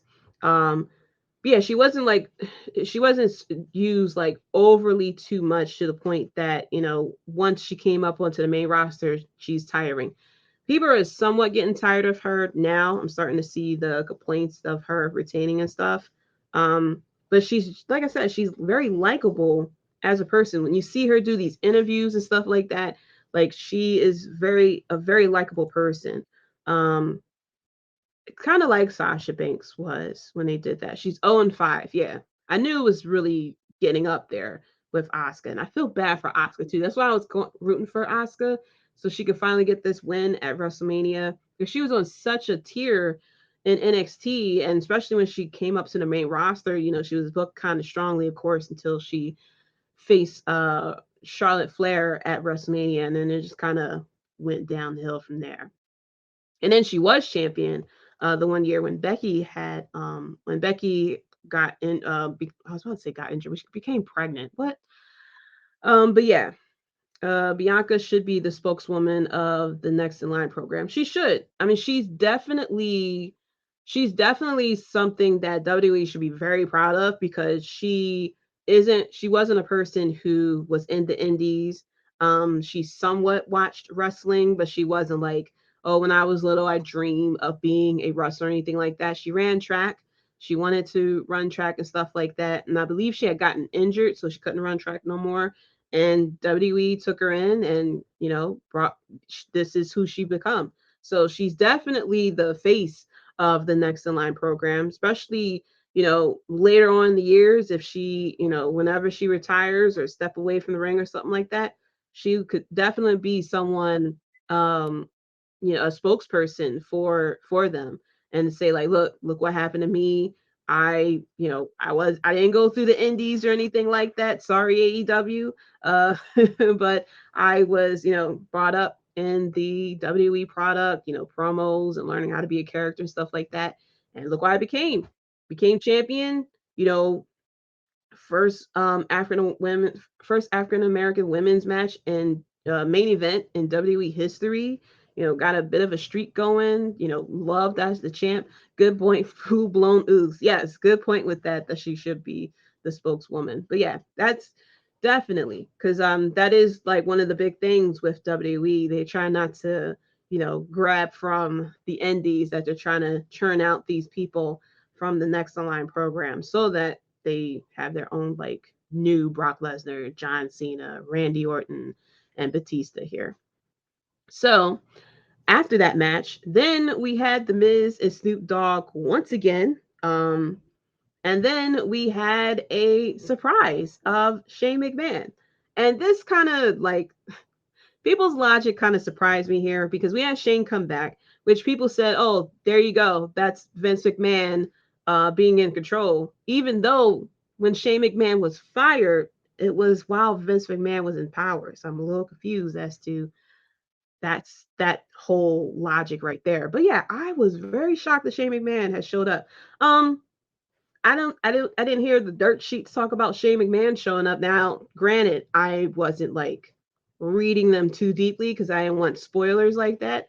But I didn't see nobody, none of the dirt sheets sit there and say that Shane McMahon was coming or anything like that. And then, of course, yes, uh, surprise, Shane, went to, we were starting the match right here and right now. And I was like, oh, really? We're about to do this? And then, I was hyped. And then Shane McMahon started throwing the punches. And I was like, there goes Shane McMahon punches, where all he's doing is hitting air and opportunity. He's not even tapping anyone. Normally, when you punch, you tap a little bit, maybe get a little bit something there or something. But no, Shane McMahon was punching air and opportunity up in here. And then he threw the Miz to the ropes. And then Shane went to do the leapfrog and stuff like that. Apparently, didn't stretch enough. I don't know how the hell he did this, but he was showing the fact that yes, he is a McMahon. And like his daddy, I think he tore his quads or something. He tore a quad or something like that, but he tore something and he went down. And I was like, really? You come back and this is what happened? Like, you tore your quad, son. Like, you are your father. As much as you and your father beef, you are your father. The ref is the person who told Snoop to do something. Yeah. After Shane had tore his quad, whatever, they cut away. You see the Miz and stuff like that. Great improvising here. Then next thing you know, here comes Snoop talking about something. You go and attack my I don't know if he called him cousin or nephew, but he was like, you want to attack my cousin? And then he hits Miz, and then I think he clotheslined him or like elbows him or something like that. But this match between the Miz and Shane McMahon was brought to you by the local medical facility, because that's where Shane went after this damn match between these two. But then Snoop Dogg does the people's elbow here, which was cute. Better than what they had him do in AEW. Listen, sorry, Tony Khan, but you should have made sure Snoop stayed on the ground. Now I blame Cody for that too, because Cody was in that segment as well. Here we had Snoop Dogg grounded.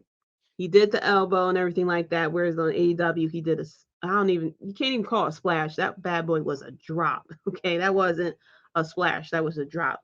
But yeah, shout out to everyone involved for improvising on the fly, even though this was supposed to be Shane McMahon's time, because according to the dirt sheets, Shane McMahon was supposed to win the Royal Rumble. Of course, he did not. And then now we had Shane McMahon, who's supposed to have his WrestleMania moment, and he did not. I mean, technically, he had a WrestleMania moment. We'll remember this because every time we see Shane, we're going to be like, whoa, whoa, don't tear your quad, son. Don't tear your quad. So he had his WrestleMania moment as well. So after that little cool down there, even the segment that, Bobby Lashley could at least cut a promo or something. We had the Hell in a Cell match between Edge and Finn Balor. And this match was brought to you, I think it's called the Pope's Exorcist or something like that. And we had Russell Crowe doing the intro for this Hell in a Cell, which I thought was pretty cool. I mean, it was a little bit of seriousness going on here. I'm happy that we didn't have like a mascot, like an exorcist or something like that, or a pope, going around or something. I'm glad that we kind of had at first, I should say, at first we had a little bit of seriousness going on with this match. But yeah, it just seems like let me see here. But yeah, it seems like with this no. I'm trying to find my thing. There we go. So it seems like with this we were going a little bit serious because we had Russell Crowe with the Pope's Exorcist and everything. And with this match, first of all, Finn Balor coming out with the demon entrance. I was hoping that we would get like NXT Demon Balor, not what we got on the main roster, where he was knocked out by Roman Reigns and he was resurrected by music, and then apparently was taken down apparently by God at this point, because no one seems to know who it was that took down that top rope. I need to be exercised after dealing with the Shane flop. We all did. Because that was a segment that definitely could have went to somewhere else. I mean, we could believe the dirt sheet that was talking about how Shane wanted the Royal Rumble to be all about him, because we saw that he wanted to get that WrestleMania moment and take down the Miz, and his leg couldn't even keep up with him, or the quad, I should say. Which I'm surprised about. Like, he looked like he was a bit in shape. I guess he didn't stretch, which, you know, I it should have been brought to you by make sure you stretch before you come out and do a WrestleMania match, because you could possibly tear your quad at that. But yeah, Finn Balor came out here with the demon entrance. Um, I was a little bit concerned because he had the fog and everything like that. And I remembered normally during his entrances he does the crawl and stuff like that, and that was a long ass ramp for him to crawl down. But here comes, you know, WWE at its finest. He had the fog sticks, and then they did slow mo, so he's sitting here dancing like he's in the middle of a rave or something like that, with the purple fog.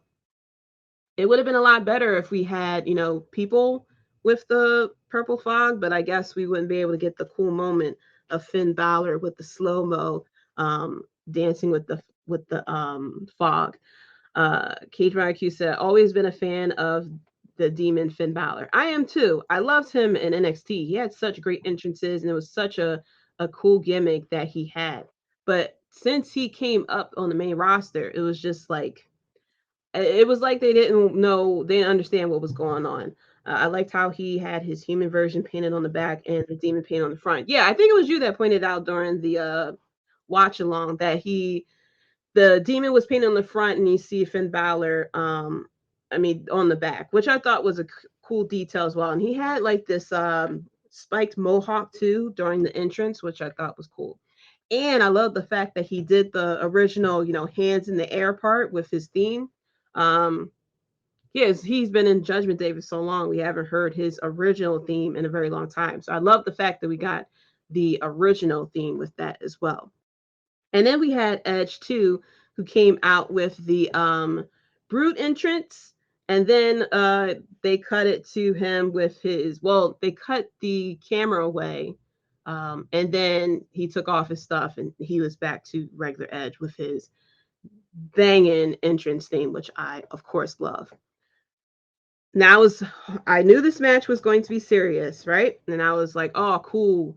We're all like, yeah, cool, you know, Hell in a Cell match at WrestleMania again. You know, Edge, we know how crazy Edge is, you know, the fire on the table spot. Finn Balor, of course, he's back as Demon Balor, you know, hopefully we like NXT, you know, all good and well, even with the Pope's exorcist and stuff like that. The Brood photo on the back of his jacket. Yeah, I forgot to mention that. He had the photo of the Brood on the back of his jacket. Of course, there was rumors of Cage was supposed to be in the that Christian, not Cage, that Christian and Gangrel could have been in the entrance with him. But as we see, Tony Khan was like, hell no, you're not going to go to Christian. But it was cool that he had a picture of them on the back of his jacket. But with this match, you know, getting started and stuff like that, thinking it's going to be hard hitting and everything. And then they went under the ring and we saw that the weapons were color coded. And I'm cool with the Kindle sticks being purple and red, whatever, you know, whatever, you know, Kindle sticks painted purple and red. But then we had the chairs that was painted red and purple as well. And then we had the table that was painted purple. And it just kind of like took away from it because it felt like the damn emoji match at the Mysterios, where we had something serious going on and we had a bit of silliness kind of colored in here.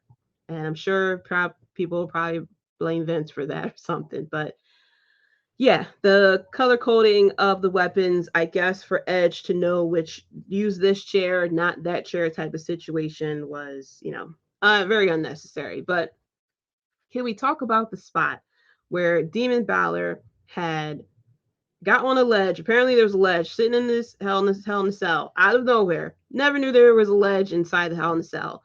But Demon Balor got on that ledge and did the coup de grace onto Edge from the ledge. I don't know how this man ankles didn't break, but I'm guessing because Finn Balor only has like 2% of body fat, those ankles are the strongest ankles in wrestling history. in the world right now, because my goodness. Um, Even the tables were colored. Yes, the tables were colored, which I was like, what is this? Why? I can see the Kindle sticks. I'm fine with Kindle sticks. The chairs, okay, maybe you ran out of the black chairs and you realized the only chairs that was left was, colored for a baby shower or something like that, or for a kid's party. Okay, you realize you can't grab the pink and the orange ones or the yellow ones, just grab the red and the purples. But why did we paint the table? And then we painted only one table at that. The second table wasn't even painted. Paintmoji. They might as well have the cinemojis in there in the purple and red, like with the cross eyes and everything like that. My ankles were hurting after that spot. Yes, I was in shock. I thought we were going to have another Shane McMahon moment or something, but that wasn't even in the moment. It wasn't Finn Balor's ankles. It was his damn head, because we had the spot of Edge throwing a fucking ladder at this man. Uh, I mean, Finn Balor kind of caught it, but he also caught it on the head. And he went down on the ground, and we saw he was bleeding. And WWE had gasped. Everyone in the production truck gasped. Everyone in the gorilla position gasped. Vince McMahon with that horrible ass mustache also gasped. Probably called Triple H on his cell phone, unless he snuck into the building again and was like, "Turn it off." I can't do Vince's voice, but he was pretty much like, "Turn it off." And they immediately cut the camera to Edge. He stopped the match. The crowd was booing because, yeah, he was spilling out. The medical team immediately comes in and tends to Finn Balor. Finn Balor's like, "What the fuck are we doing? They do this all the time in AEW. Just give us this one time. It's a Hell in a Cell match, please."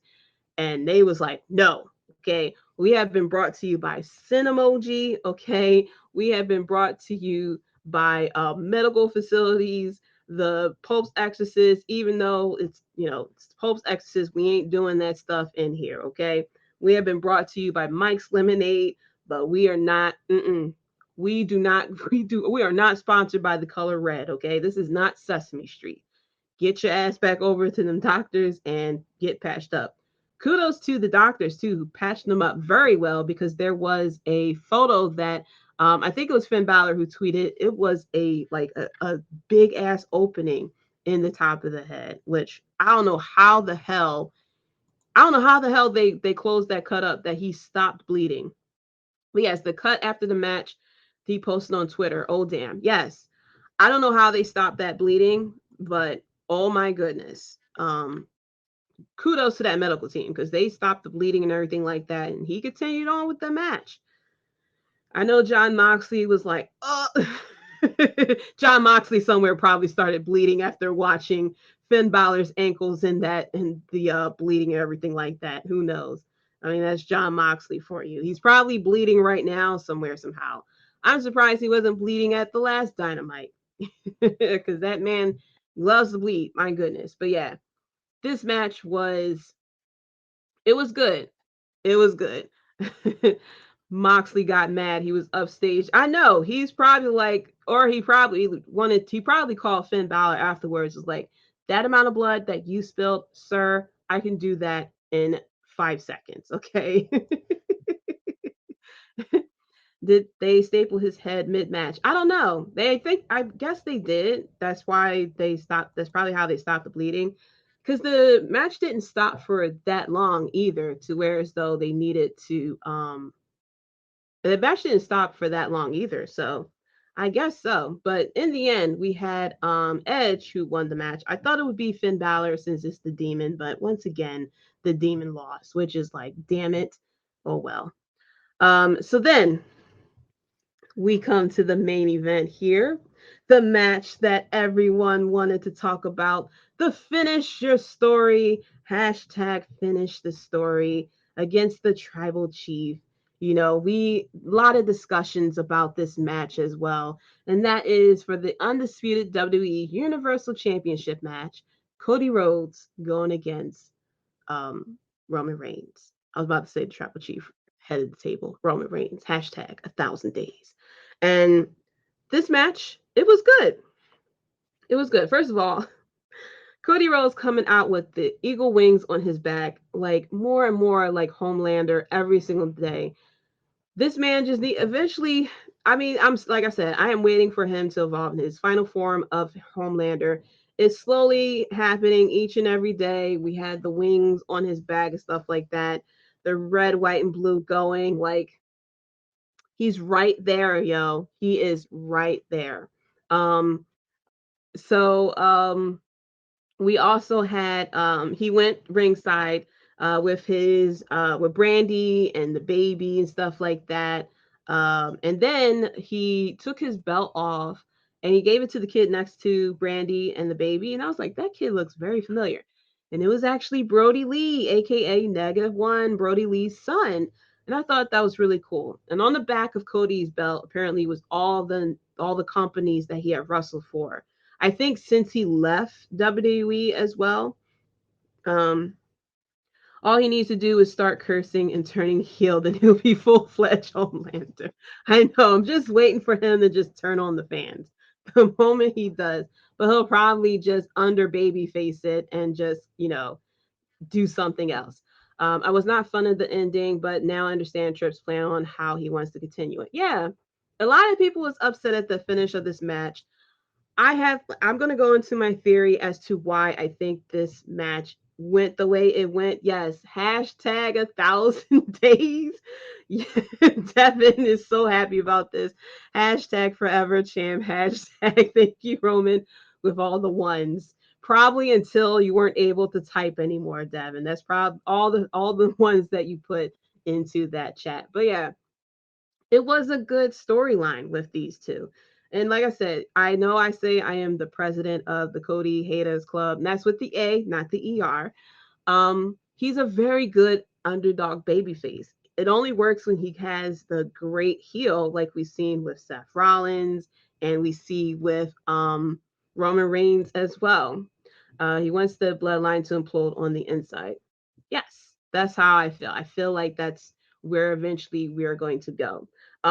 But Cody got his elevator too, and his pyro and everything. Roman had the piano players playing a little bit of his theme until he came out and everything as well. Paul Heyman, of course, staring a hole into Roman Reigns' head and everything.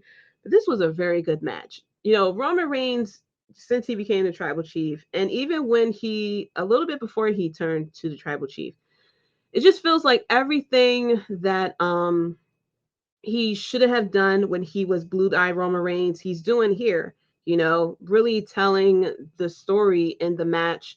He's very good with his facial expressions. He cracks me up with his facial expressions. Yeah, 6 pianos for the tribal chief. Yes, 6 pianos for the tribal chief because he is going on for 1,000 days. But this match between these two is really good. Of course, the crowd was, of course, behind Cody Rhodes. I mean, there was some people who was cheering for Roman Reigns. You saw a lot of people holding up the ones when Roman Reigns was talking. I admit, I love when Roman Reigns get introduced. He starts swinging the title, staring intently into his opponent's face, like, yeah, these are mine. You're never gonna get them.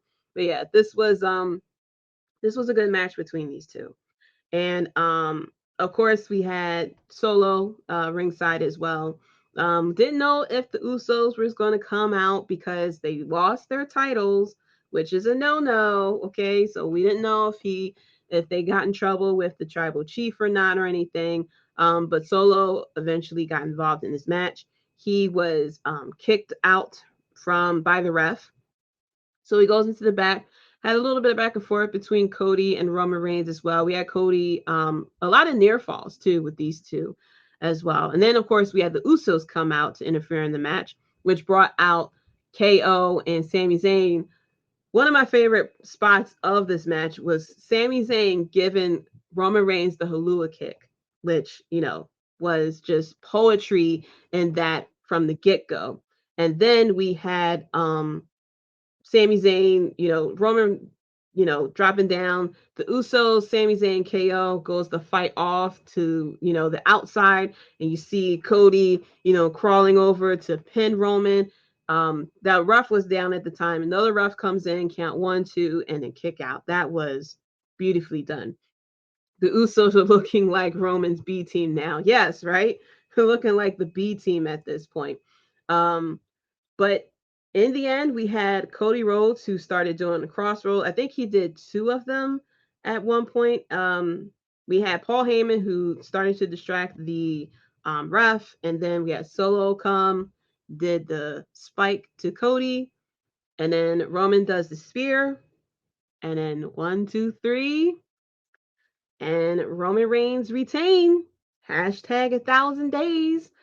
So let's get into my theory, right?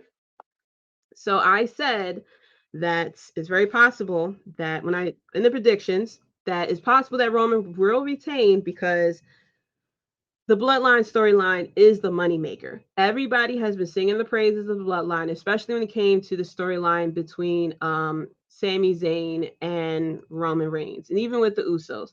Cody did 1 crossroad and went to do the second. Okay, and Solo got a hold of him.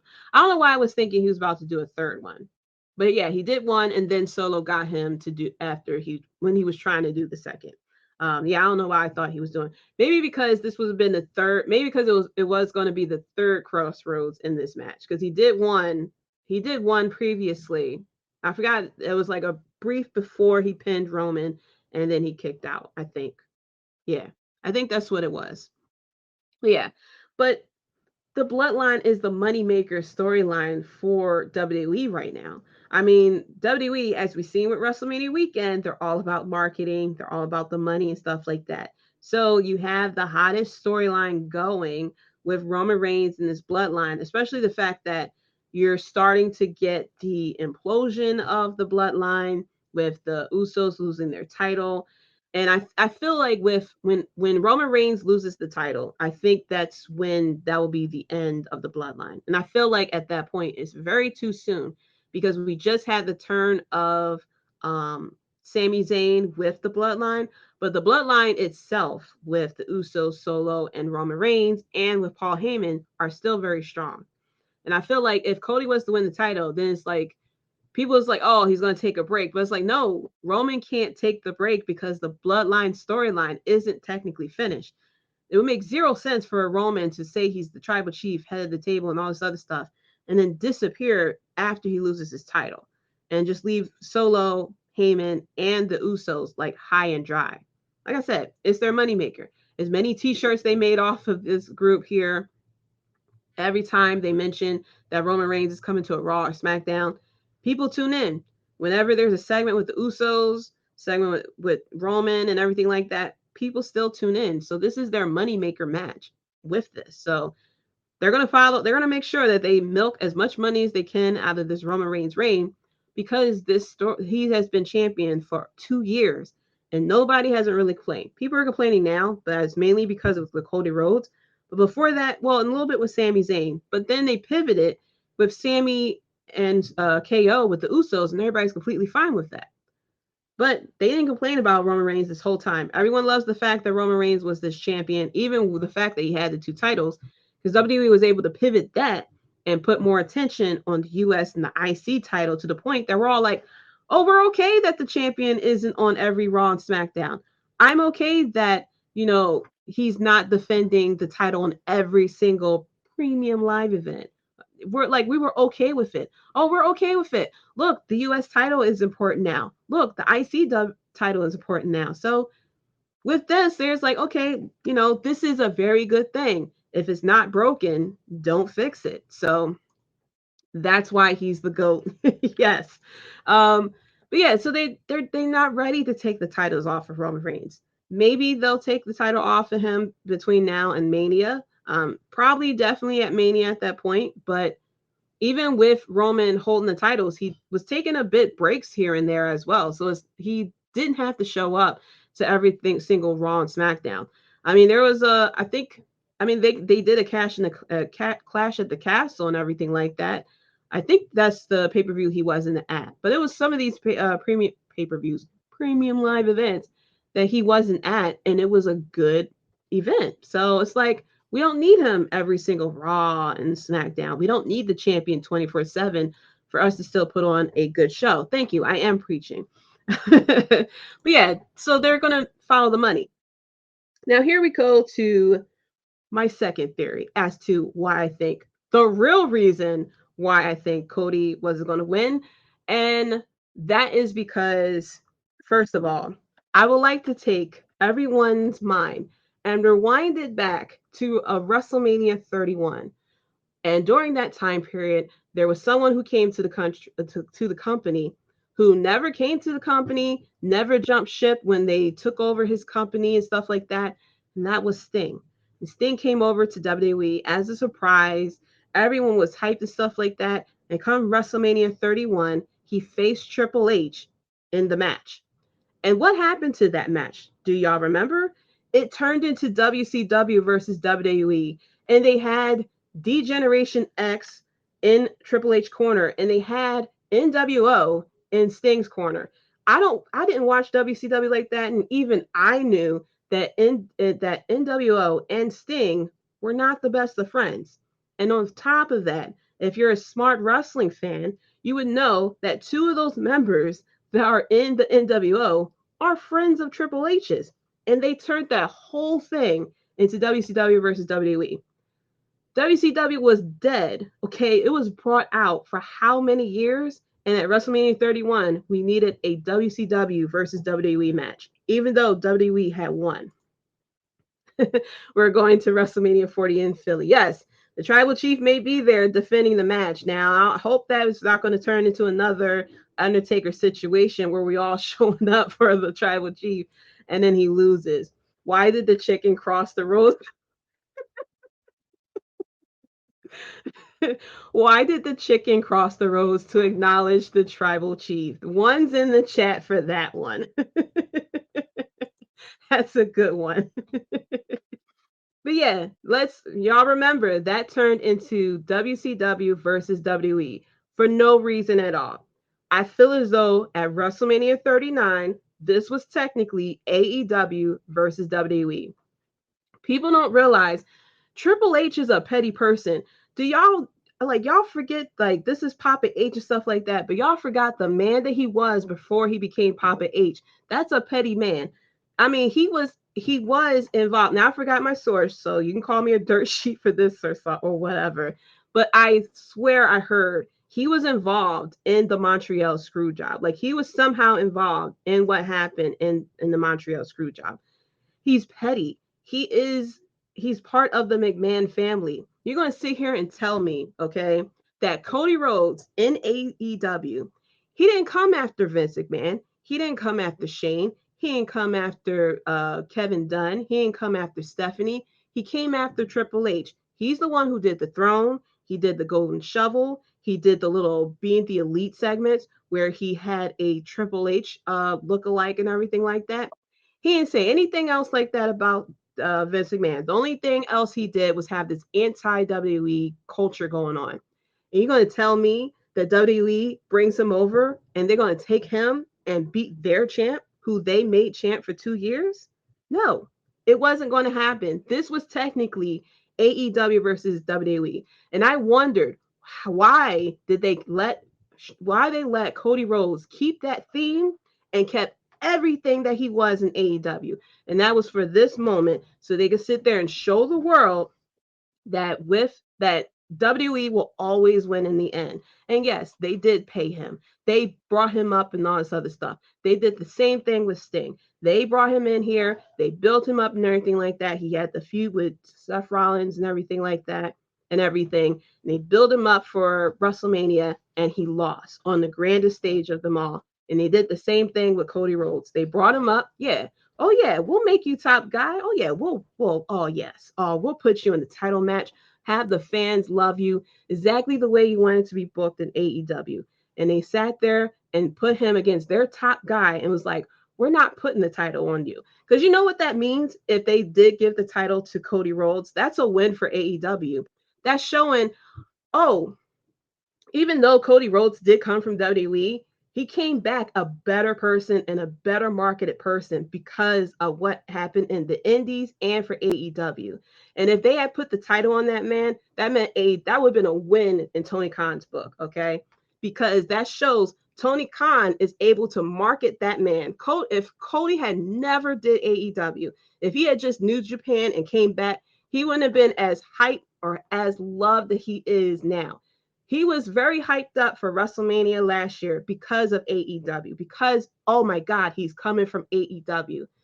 Like, yes, in New Japan, he was hyped and stuff like that. But before AEW started, WWE was going after the Young Bucks and Cody Rhodes. I didn't hear anything about them trying to go after, not Cody Rhodes, Kenny Omega. I didn't hear about them going after Cody Rhodes at that point. They only went after Cody Rhodes because Cody Rhodes tried to stay in AEW. And, you know, whatever you say about the titles and everything like that, he wanted booking power, whatever like that. And Tony Khan just wouldn't let him. So he left and he went and got paid more money. Wow. Thank you, Jaydee, for your sermon. They did the same thing to Vader as well. Fantastic, sis. Preach for my first lady. Yes, facts. Big facts. Hold up. I got the right clip for your cooking, sis. Play the clip. Play the clip. What clip you got? Oh, boy! Yeah! Yeah, like it really hit me. Like I thought of it before this all happened, but I wasn't 100% sure if they was going to pull the trigger or not, because I didn't want to say all this and then Cody wins and then I'm like, you know, I'm wrong for it. But the way he was built up and lost, especially what happened on Raw after Mania. It's like if they'll eventually put the title on him, but if they immediately did that, like Cody didn't even have a full year in WWE technically because he was injured. But if they put the title on him, that would have been a win in Tony Khan. And that's it. That's something that not Vince wouldn't let happen. And that's something that definitely Triple H wouldn't let happen. Okay. Like I said, Cody came after Triple H. Yeah, he tried to clean it up and said, oh, I did all that because Triple H is my favorite wrestler. Really? Really? You did all that because that's your favorite wrestler and he wanted to make you better? No. Triple H is petty, just like his dad. I mean, just like his father-in-law and just like his wife, okay? Those are some petty people. And so, yes, this was all a fluke as to this was basically WWE versus AEW. And yeah, you know, Roman Reigns had help and stuff like that. I think it would have been more in the stone. I mean, it's pretty much the same thing as WrestleMania 31. We had DX and NWO show up. So there was interference in that match too. But this was pretty much AEW versus WWE. And so for everyone who's upset about that, you know, hopefully this would kind of make more sense to you guys that this was nothing but a little war in between these two guys. I mean, Tony Khan's the one who said that they're at war. And as much as WWE likes to not acknowledge that they're at war, they don't like the fact that this person who left their company went back and became a bigger name, okay? Bigger name than their own champion, okay? To the point that people are saying fire Vince because Cody didn't win. I'm upset and everything like that. That's why was another reason why Triple H came out the next night because he was like, look, hey, thank you guys for everything. We're not going anywhere. And who did he introduce? That wasn't a Vince McMahon thing. Who did Triple H introduce? He introduced the tribal chief. He acknowledged tribal chief, not your ultimate baby face. Even though, yes, even though, yes, Roman Reigns is the champion, that's why he introduced them. But he could have brought out Bianca Belair. He could have brought out John Cena or something like that. But no, he brought out, he introduced Roman Reigns, okay? Because that's their homebred. Roman Reigns didn't come through Roman Reigns didn't come through the indies or something like that. That's their baby. They created him, okay? And they multiple WrestleManias trying to make him the last image. And that's what they did at WrestleMania. Even though now we got the clip of Cody Rhodes looking sad with Roman Reigns celebrating behind him, but that's what it is. It's because this was nothing but WWE versus AEW. And they built it up hype, okay? Made everyone fall in love with Cody just the way he wanted to be in WWE. and they probably told him last minute. That's probably why we got all these changes, because they probably didn't want it to leak that Cody was going to win. Because if it came out of, a tag team match between Cody, a mystery partner, and Roman and, Solo, that probably would have gave it away that Roman was going to retain, because why do some type of rematch situation with Cody and them? That's why I said I don't think Vince McMahon was in control of that Raw after Mania. I think something happened and there was panic. Maybe someone didn't show up, okay? Maybe someone didn't show up. Maybe someone's flight was delayed or something and they had to fix it. I mean, this is the first WrestleMania weekend of Triple H in full control. So it could have been that they wanted to keep it a secret from everyone of, this is who's going to win. This is what's going to happen the next night. Who knows? Or it could actually be Vince McMahon in control. We don't know. But that is my theory as to why Cody didn't retain. It may be a while, or they probably might do him just like his dad and just never give him that belt. He may end up going after the IC title or the US title at some point, because I found it very difficult and that was the thing that also made me really upset about his booking. The fact that he just came right in from another company and immediately gets put into a hot feud and is going after the title without going after the tag team title, the IC title, the US title, nothing at this point. They audible the Seth Rollins segment as he was in the ring during the commercial break. Yeah, that was weird. So let's get into the recap of Raw and eventually Dynamite. But we'll start off with that Raw after Mania. First of all, the crowd wasn't that hype as well. I don't know if it's because people were very tired from Mania or after Mania or something. But yeah, they even with Triple H came out, they weren't as loud as we normally see with the Raw after Mania. But do those fans really do love Cody? I don't know. Those same fans were even booing Cody after Brock whipped his ass. WWE made the right decision. And that's my thing too. And I had said that, I believe, during the prediction show, that if Cody was to take the title, the thing is with WWE and the fans love the chase. We felt the same way with Becky Lynch and everything. We felt the same way with Becky Lynch. We felt it with Kofi Kingston as well. The chase is so exciting. Oh my goodness. I hope they win the title. Once they win the title, a couple of matches later, all of a sudden, I'm bored. Oh my gosh. People were bored with Kofi Kingston after 3 months. And people were definitely bored with Becky Lynch after a while as well. And so with Cody, that's the thing. Whoever becomes champion after Roman Reigns is going to have some really big shoes to fill, because not only did Roman Reigns come in with such a long title reign, he had a very hot storyline come along with it.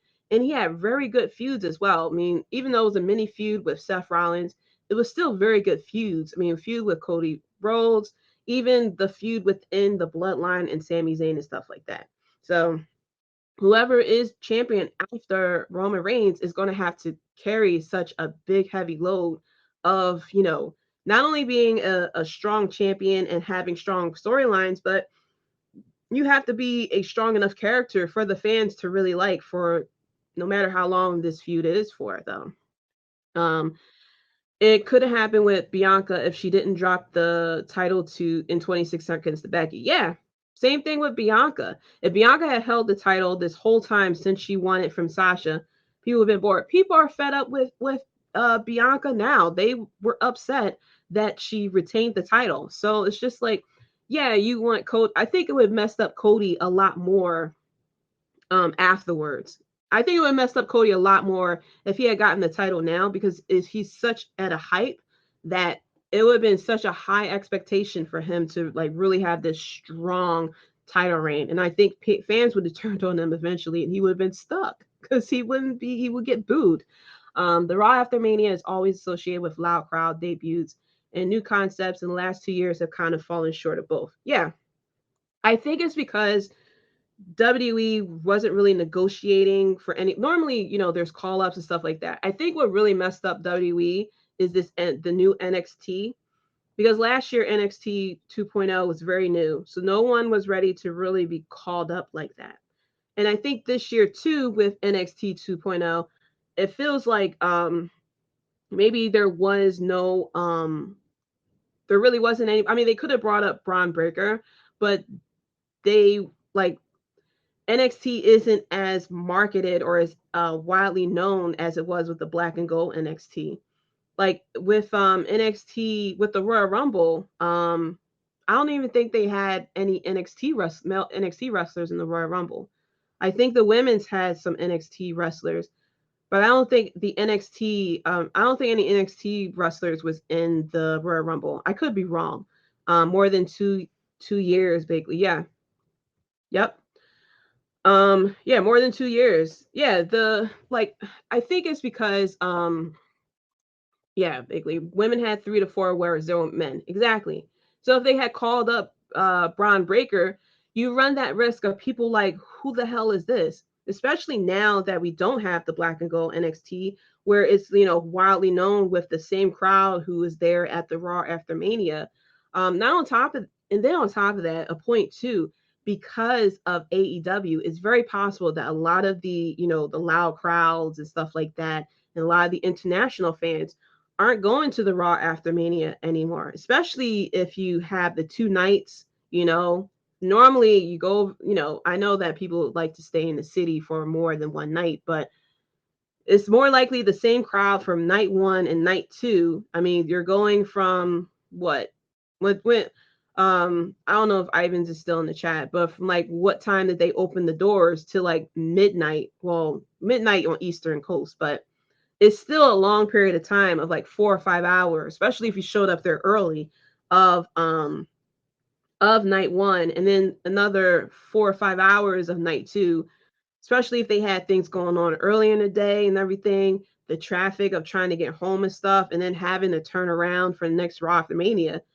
It was pretty tired. It felt like, I don't know if the crowd was muted, but it really didn't feel like the crowd was very loud. I wonder how bad AJ Styles' injury is still. Yeah, I thought maybe he would have showed up, but I think the why people were so upset is because they were so honed in on Jay White showing up, because that's all the dirt sheets was saying, that yeah, Jay White, Jay White, Jay White. They opened the door since 3 p.m., closes at 9 p.m. That's 6 hours for both nights. 6 hours. So that's 6 hours night 1 if you got there as soon as the doors open. Another 6 hours on night 2. Come Raw after Mania, y'all tired. I'm hoping that's not how it feels with Philly. But yeah, you're tired. Once you get to Monday Night Raw, you're damn tired, because even when Triple H came out, the crowd wasn't really that loud. So you're tired. Just read Jay signed with AEW before the weekend started.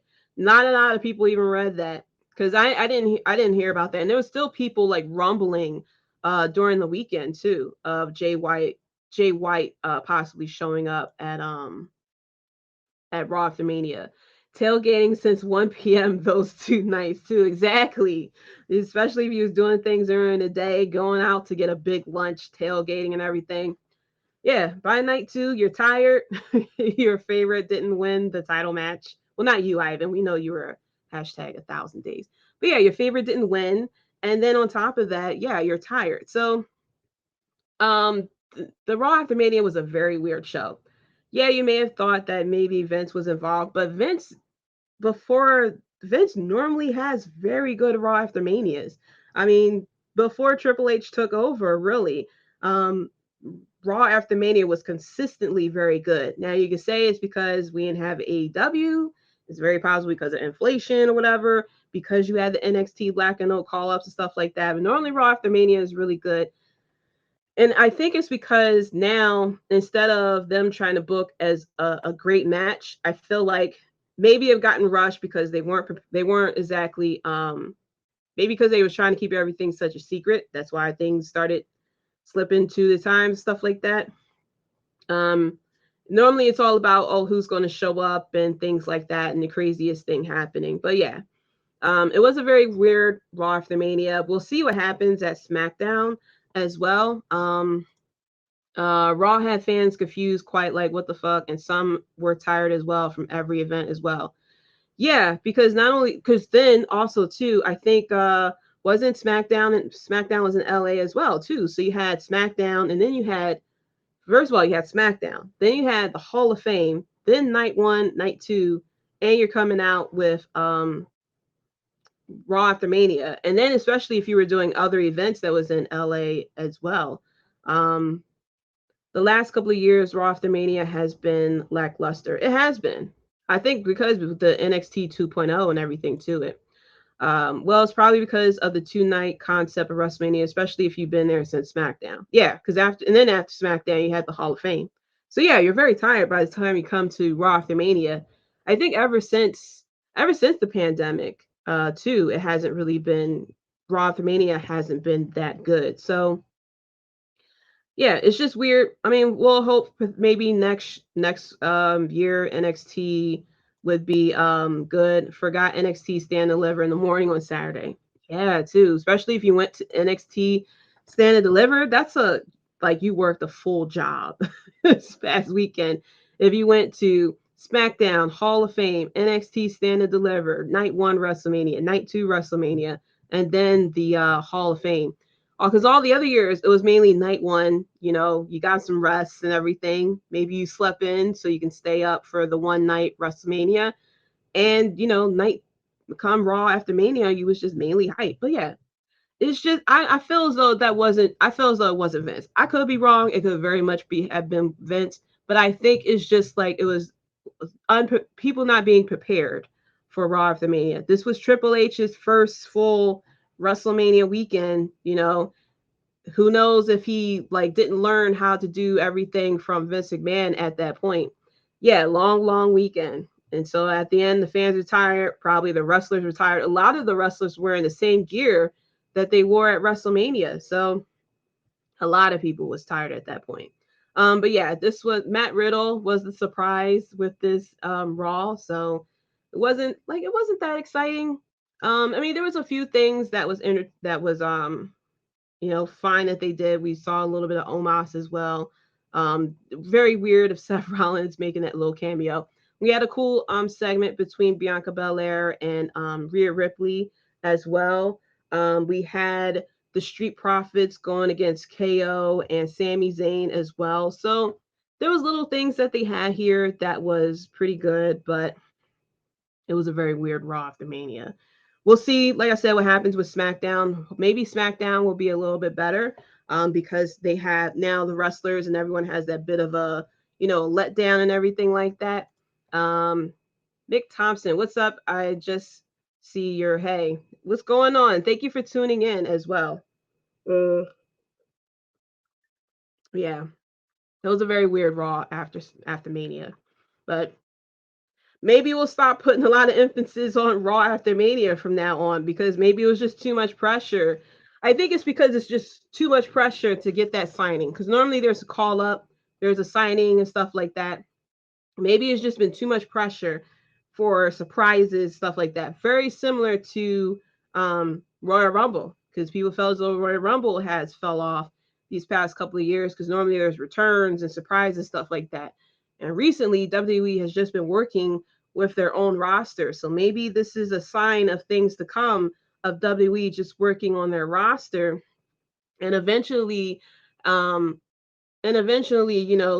going to not signings and stuff like that, especially now that they have the Next in Line program, is less emphasis on trying to get these big names coming in. Of course, they had Cody last year, stuff like that. And as we see, we didn't have Jay White or anything like that. Thank you, Mick. Cannot wait to see what happens on SmackDown. Let's see how this turns out. Yeah, SmackDown may be a lot better. We have Triple H coming to not really make an announcement. He's coming to make an appearance, probably to clear up some shit that people are coming on. They'll try to move the crowd if they start with the hashtag fire Vince. So we'll see what happens, if they even chant that. I doubt they're going to chant it. So going over now to AEW, we had MJF Day, which he sang, which I wasn't a fan of. That was very sports entertainment.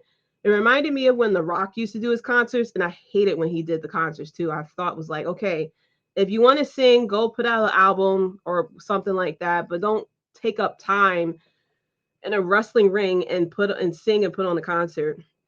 I mean, they was in Long Island. That felt like a Raw after Mania, which was weird. Like the Dynamite in Long Island felt more like a Raw after Mania than the actual Raw after Mania because the crowd was hype. Of course, there was Bizarro Town because it was MJF that was getting cheered and applaud and everything like that. He got the key to the city and everything. Jungle Boy and Sami Zayn came out and they got booed and everything. So it was Dynamite was a pretty fun it was a pretty good episode. Besides the singing, I wasn't really that big of a fan of singing. We had Sammy Guevara going against Commander. I love Commander.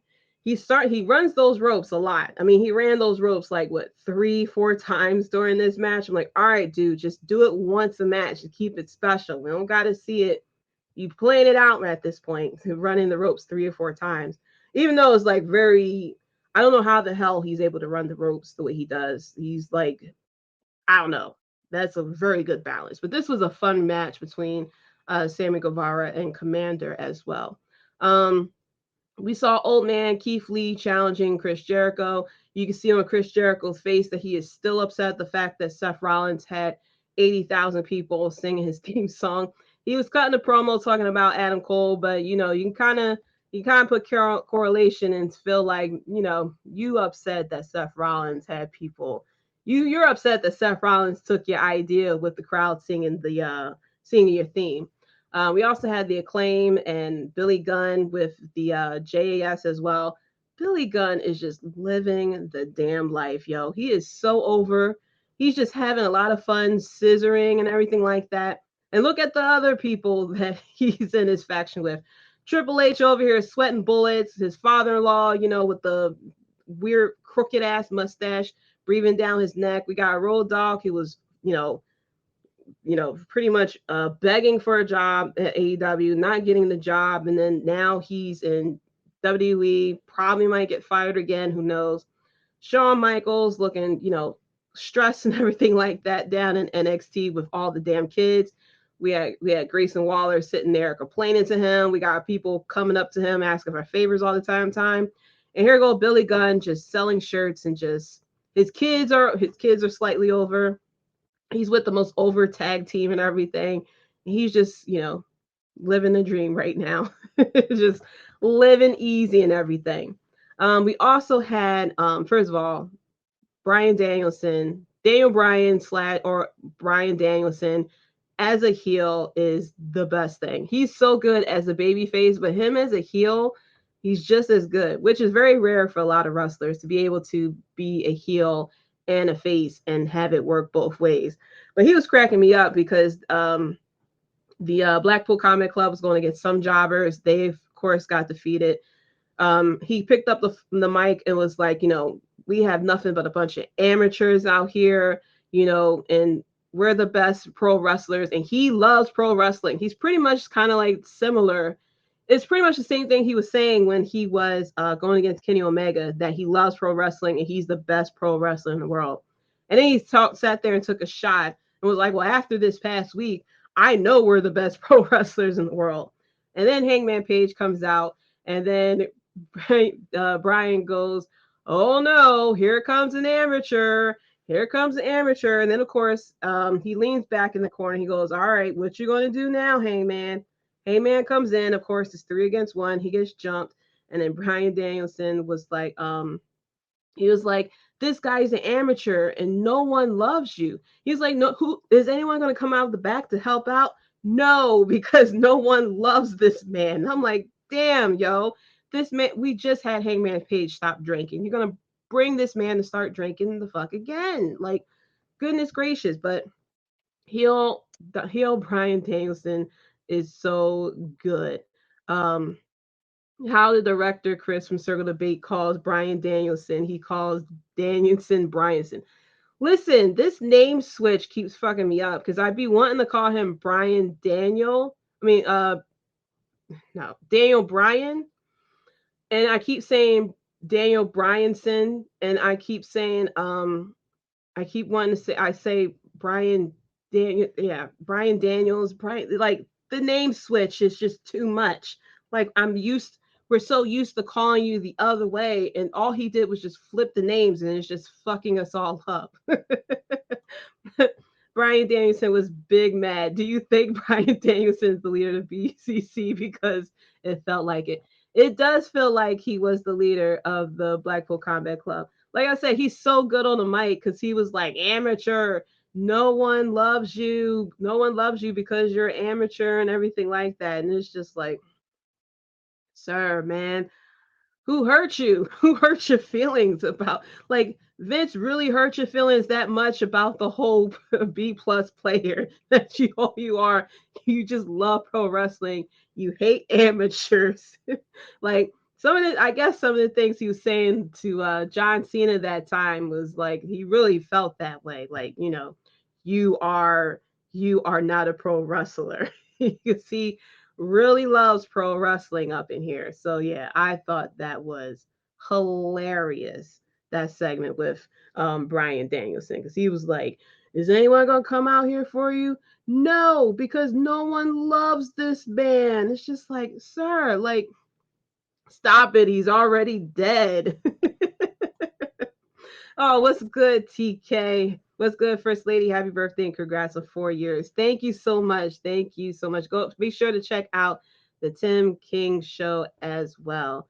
I was getting Daniel Bryan Planet vibes. I know, like he is so good that he had you booing him because he wanted to save the planet. Like he had people hating on him because he wanted to save the planet. All he wanted to do was conserve the planet, extend the lives of mankind out here. He's trying to save the world, and we're all booing him because he decided to make sure that the championship was recyclable. Like, goodness gracious. But yeah, this was so good. And then we had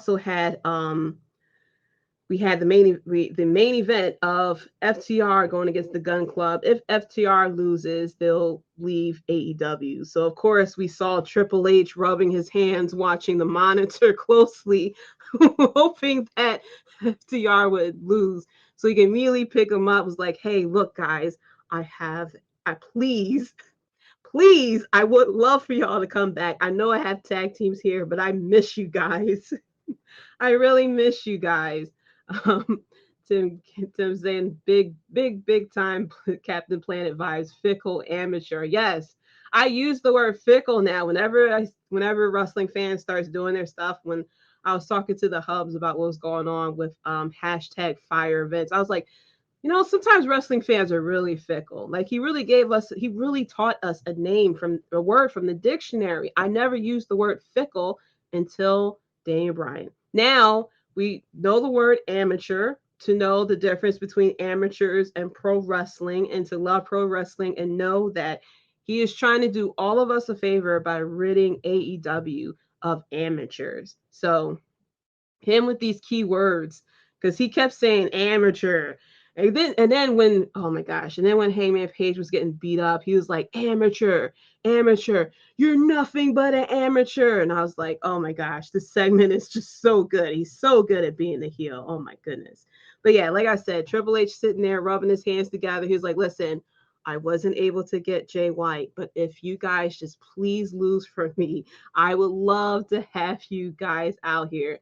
Here's Johnny is, oh, Johnny, are you upset that Roman Reigns still retained? He cheated. Hey, a win is a win. When we look at the record books, years down the road, it'll say a win. Sorry to say. Brian Danielson out here educating us. He really is. He's teaching us these words. I mean, none of us used the word fickle until he started saying it. We can say one thing at least. I feel that Tony Khan has been watching the Bloodline Network. He's finally heard us to storylines, and he's doing it because BCC versus the Elite story. Yeah, I mean, he has it because he was doing it with Kenny Omega and Hangman, even though it took like 2 years for it to happen. But yeah, he had it a little bit, about time, Tony Khan. It is about time, I was a little patient with him because I'm like, it's very hard to go from like the indie thing with, because they only started out with what, just the pay-per-views and everything like that. And then about what, a year in, that's when they started to do, less than a year in, they started to do the weekly shows. And with that, he was doing a lot of dream booking, and that's how they were like kind of getting over and everything. But now we're starting to get to the storylines and everything like that, compelling storylines. So it seems like he's listening to people. So I'm happy about that. Maybe, with Jeff Jarrett and everything, and Jeff Jarrett and a lot of people who have the experience of storylines, he's starting to listen to people. I would love for him to continue working on the women's division, please. Get somebody in here to help you with that. And now he has Ring of Honor going on with the Ring of Honor TV. I didn't really get a chance to really watch Ring of Honor like that, but I heard good things about it. So we're getting there. We are definitely getting there. I say in about 2 to 3 years, I think we're going to start hitting their stride.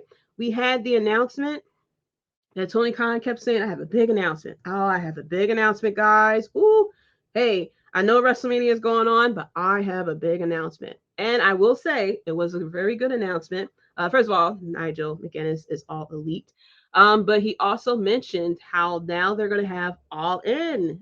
Well, he did mention it started with the Young Bucks, Kenny and Cody. But even though Cody loves to kind of like, Cody tends to take a little bit more of credit for that event. But I was like, damn, yo, Cody must feel some type of fucking way. Not only did you go to WrestleMania and you lose the biggest stage, now your former employer took your fucking idea and is making a pay-per-view out of that bitch. And not only is he making a pay-per-view out of it, it's called All In August. They're going to London. And then, of course, he brought in Adam Cole, I have an announcement. I'm making the announcement for Tony Khan, man. He mentioned how they're going to Wembley Stadium. And I'm like, whoa. I didn't even hear Wembley at first. I heard the word stadium and I was like, whoa, like that's fucking bold to do a stadium. And it's like 90,000 people, I guess, with the floor seats, maybe like 95 or something like that. I was like, sir, that's bold that you're going to try to sell out 90,000. That's a WrestleMania right there.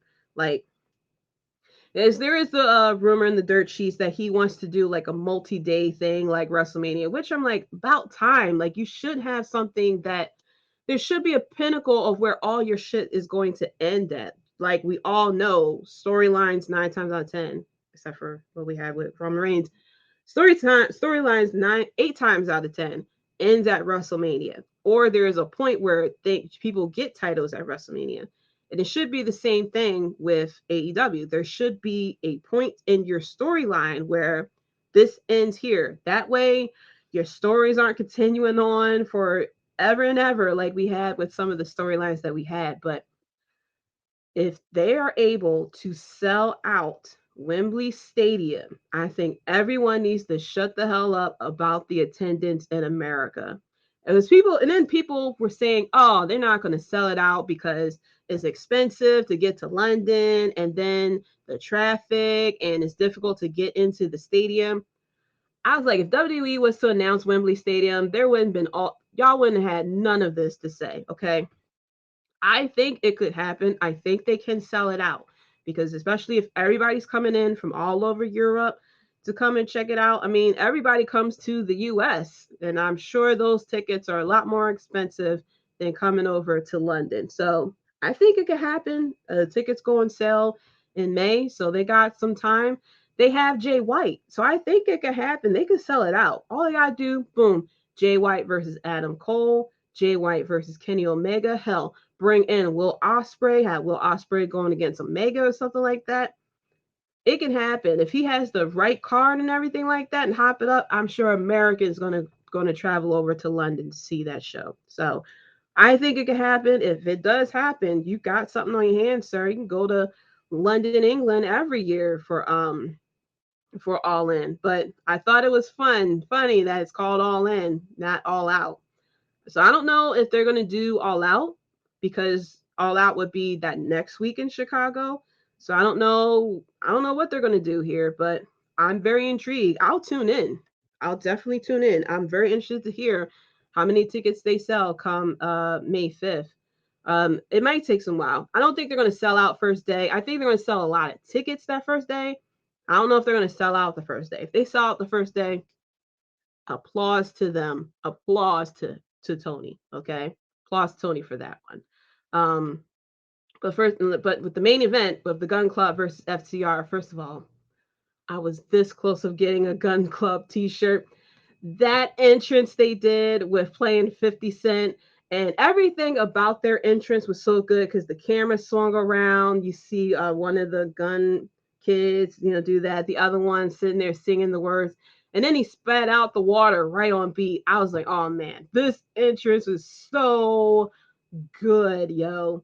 The reduction and everything about it. I did know. I know that they got a new production person. I think they got a new marketing person or something like that from WWE or like public relations or something. So they're getting there. They are definitely getting there. But yeah, that entrance hit so hard. That was so good. I'm like, yo, I think I'm a fan of the Gun Club. I mean, I'm slight fans of them. I find them funny because I watched a little bit of like Sammy Guevara's vlog back in the day, and the Guns were on there and they were hilarious to me. So they're creeping up on me. Yeah, the entrance was dope. It was really good as hell to play that song in New York, and then someone on Twitter retweeted the because AEW put the AEW or someone had put the entrance on Twitter. Someone quote tweeted it, tagged 50 Cent and I think Interscope Records. It was like 50 Tony Khan's using your song. I don't know if he got licensed for it, but he's using your song. I'm like, damn, bro, really snitching? I mean, fucking Undertaker used Johnny Cash for his entrance. I don't think he was tagging anybody to clear. I mean, for something with Tony Khan, if you want to use a song, Tony Khan will pay the money to get you that song. I mean, John Moxley, who else? Orange Cassidy. There's a couple other people who use special songs, stuff like that. And even for the 7-on-7, not the 7-on-7, the 7 matches between the Young Bucks and oh my gosh, Death Triangle. He used the NBA song for that. So I'm like, yo, you love getting them songs. But yeah, I was cracking up when I saw someone tagging. And if someone's like, hey, you do know like he had to have gotten the money for it. You don't know that. You don't know if he got the rights for it. Did 50 Cent even know that his song was being used? I'm like, the person was like, he obviously had paid for it. He has enough money. And then the person was like, oh, I see you do the books for Tony Khan. Okay, got it. I'm like, geez, yo, like, what did Tony Khan do to you guys? Is it because that he got Bryan Danielson? Is that what it is? Is it because he got Adam Cole? He really hurt y'all feelings or something like that? Because, whoa, the fact that that person had tagged 50 Cent to make sure he knew that his song was being used. It's like, okay, like, calm down. But yeah, that entrance was so good. In the end, FTR won. So it seems like FTR is staying. It looks like everybody thought that maybe they'll be leaving and going to WWE, but someone's like, well, they probably won because they threatened to leave. And both FTR, Dax and Cash both had responded. It was like, no, it's because I think it was Cash who was like, no, it's because I get to be closer to my daughter and my wife. I don't have to be away from them for that long of a time. I get to have fun, which I figured, like, same thing with Jay White. They get to have a little bit more time, enjoy family, enjoy friends. You get to wrestle whoever you want to wrestle. You want to hold titles from 6 different companies, you can hold titles from 6 different companies, because once you go to WWE, you in that bubble, you are a marketing prop. You'll be wrestling in matches sponsored by Cinemoji and everything like that, and having the on the side of the ring looking at you and everything. FTR plus Bryan Danielson shows again why he's one of the greatest of all time. Yes, Bryan Danielson as a heel. I was so hyped when he turned heel and everything like that, because I was like, last time we had him as a heel, he was so good. He was so good. And so yeah, Can't wait to see what's going on next with AEW and everything. Can't wait to see what's going on with SmackDown as well. Oh, he's scary. Scary as a heel, as we saw with what he did to Hangman. Yes. He told that man no one loves you. Like, geez, like who does that? Who tells someone no one loves you? That's why you're getting your ass beat and no one is coming out to help you either. So yeah. Um so we got a little bit of time. I went through everything. Since it's the 4-year anniversary of the podcast, my birthday's coming on Sunday. I figured I'll have like a mini Q&A or something like that. You want to pop some questions in the chat, stuff like that, you can. While people are thinking of questions and everything, for people who don't know who I am, I started watching wrestling when I was 9 years old. I was over at my cousin's house, and they had mentioned that SummerSlam was on. No idea what it was about.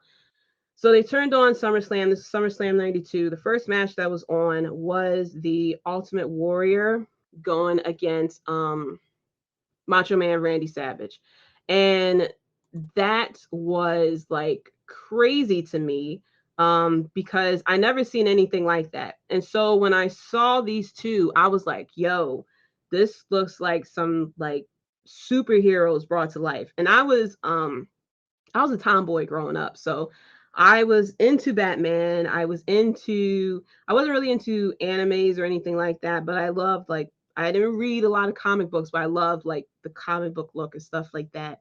I used to say Michael Keaton basically babysat me growing up, because if you wanted me to shut up and sit down and sit still, just put on Batman '89 and I'll sit and watch it. I knew all the words and everything like that. But when I saw Macho Man versus the Ultimate Warrior, I was like immediately hooked. And then I saw the Undertaker versus I think it was Kamala next, and I saw Bret Hart going against Davey Boy Smith. That's when they were in London, and so it had me hooked ever since then. And so I started watching it. I kept watching it and everything like that. There was a period where I wasn't keeping up with every Raw and SmackDown, and that was like a period in my life where I was like ashamed to be a wrestling fan, because not a lot of girls watch wrestling and stuff like that. And so when people find out I watch wrestling, they'll either give me that, oh, it's fake, or it's for guys and all this other stuff.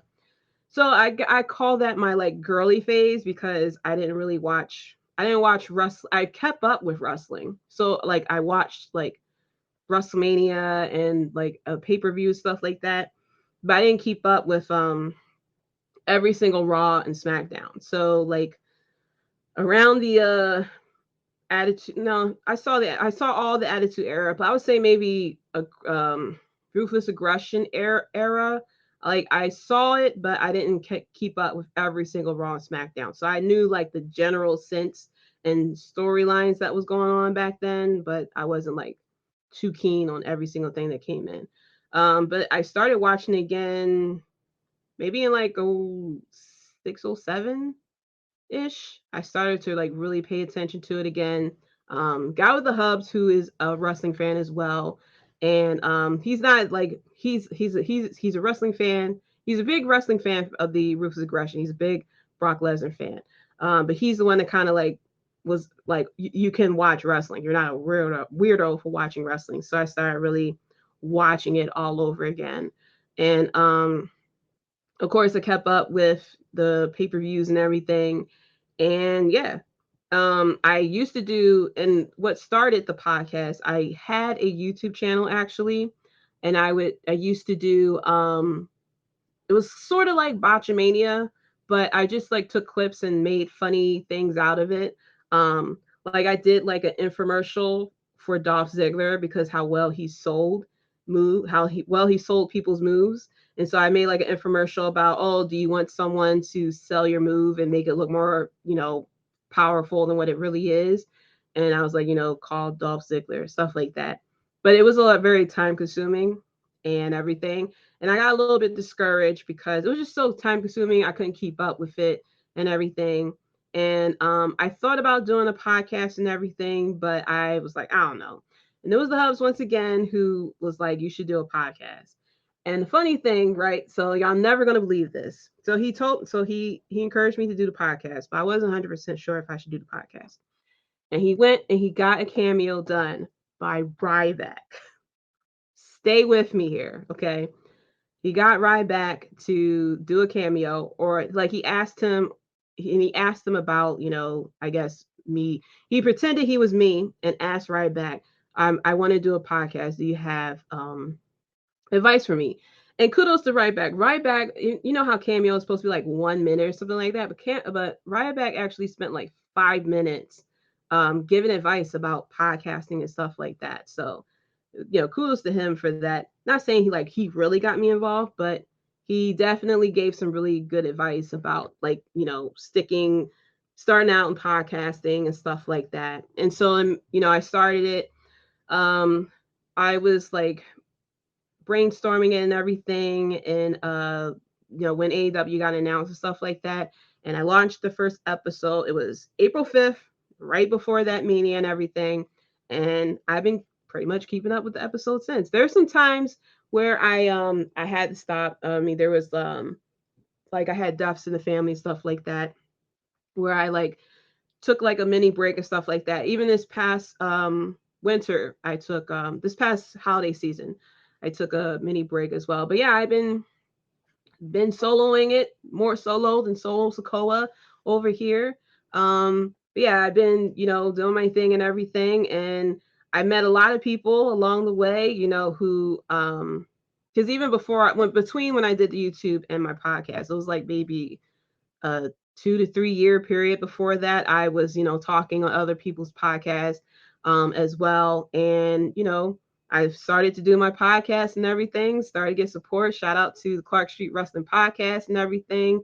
Who, I connected with them and everything like that. And then, went on to other people, Circle of Debate, of course, with Ivan and everything, introduced me to other podcasts and everything. And they created the Bloodline Entertainment Network, and I became the first lady. So shout out to everyone who I, spoke to or interacted with and everything like that.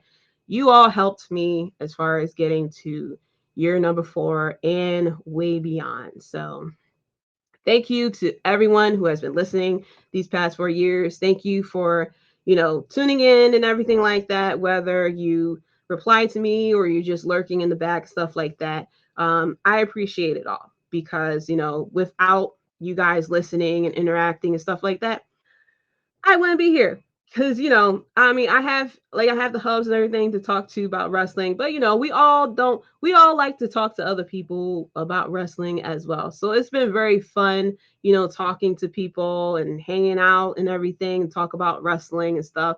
Because even though in our world, wrestling is very popular, to the outside world, it's not as popular. And growing up, I didn't meet a lot of other people who liked wrestling like that. Especially me being a Black woman, it's not that popular in the community to watch wrestling like that for a woman, especially I'm a grown woman, and I rather spend my Friday nights watching wrestling versus going out. And that's how it's always been. And that's how it is. And so, yeah, I really appreciate everyone for their love and support and everything like that. Yes. Thank you, the Clark Street Wrestling. Much love and support, First Lady. Yes. That, there is a community of podcasters and everything like that, if you're having a bad day, you want to get some laughs and stuff like that, you can come and tune in to us. So I appreciate everyone, tuning in and everything like that. And yeah, but that is the end of 4 years, this special episode, the raw recap and everything like that. And the start of my birthday celebration. I got the birthday coming on Sunday, and like Mania, I celebrated all week long. Today I pretty much rested, but I hung out with you guys, stuff like that. Friday I'm doing things. Saturday I'm doing things. Sunday, even though my birthday's on Easter, which sucks because I can't eat out and do things like I want to, I'm still doing stuff. And then I took off the next week too, and I'm still going to do stuff then too. So thank you so much for 4 years. You can catch me on Twitter at JDC137. You can catch the podcast on Twitter at Wrestlebread as well. Be sure to click the links in the bio for the Facebook, the Instagram, the YouTube, and the TikTok. Be sure to check out the Bloodline Entertainment Network. Like I said, if you want to find out more about all sports, movies, anime, everything, whatever, it's all in one website. No need to click and fill up all these damn tabs on the computer and slowing it down. Get to one tab and one tab only, and that's the Bloodline Entertainment Network. I come to you every Thursday live, L-I-V-E, live on the Bloodline Entertainment Network every Thursday at 9 p.m. Eastern Time, EST, like Bianca says. If for my audio listeners, I come out with the episode on Fridays as well. Thank you. Shout out to you, Circle the Babe. Fantastic episode, my sister. Enjoy your birthday. Happy anniversary. Put up the ones for the Bloodline sister. Yes, put up the ones. Acknowledge us as well. Shout out to Moneymaker Chris, great episode. Keep up the good work. Thank you so much. But thanks to you guys for your support and everything like that. Keeping everything going. I am Jaydee, the first effing lady. This is the Bloodline Entertainment. This is the Wrestlebread podcast. Thank you so much for listening. Thank you for all the love for the 4 years and the happy birthdays. And until next time, guys, peace. You're listening to the Wrestlebread podcast. Yowie wowie! With one beer.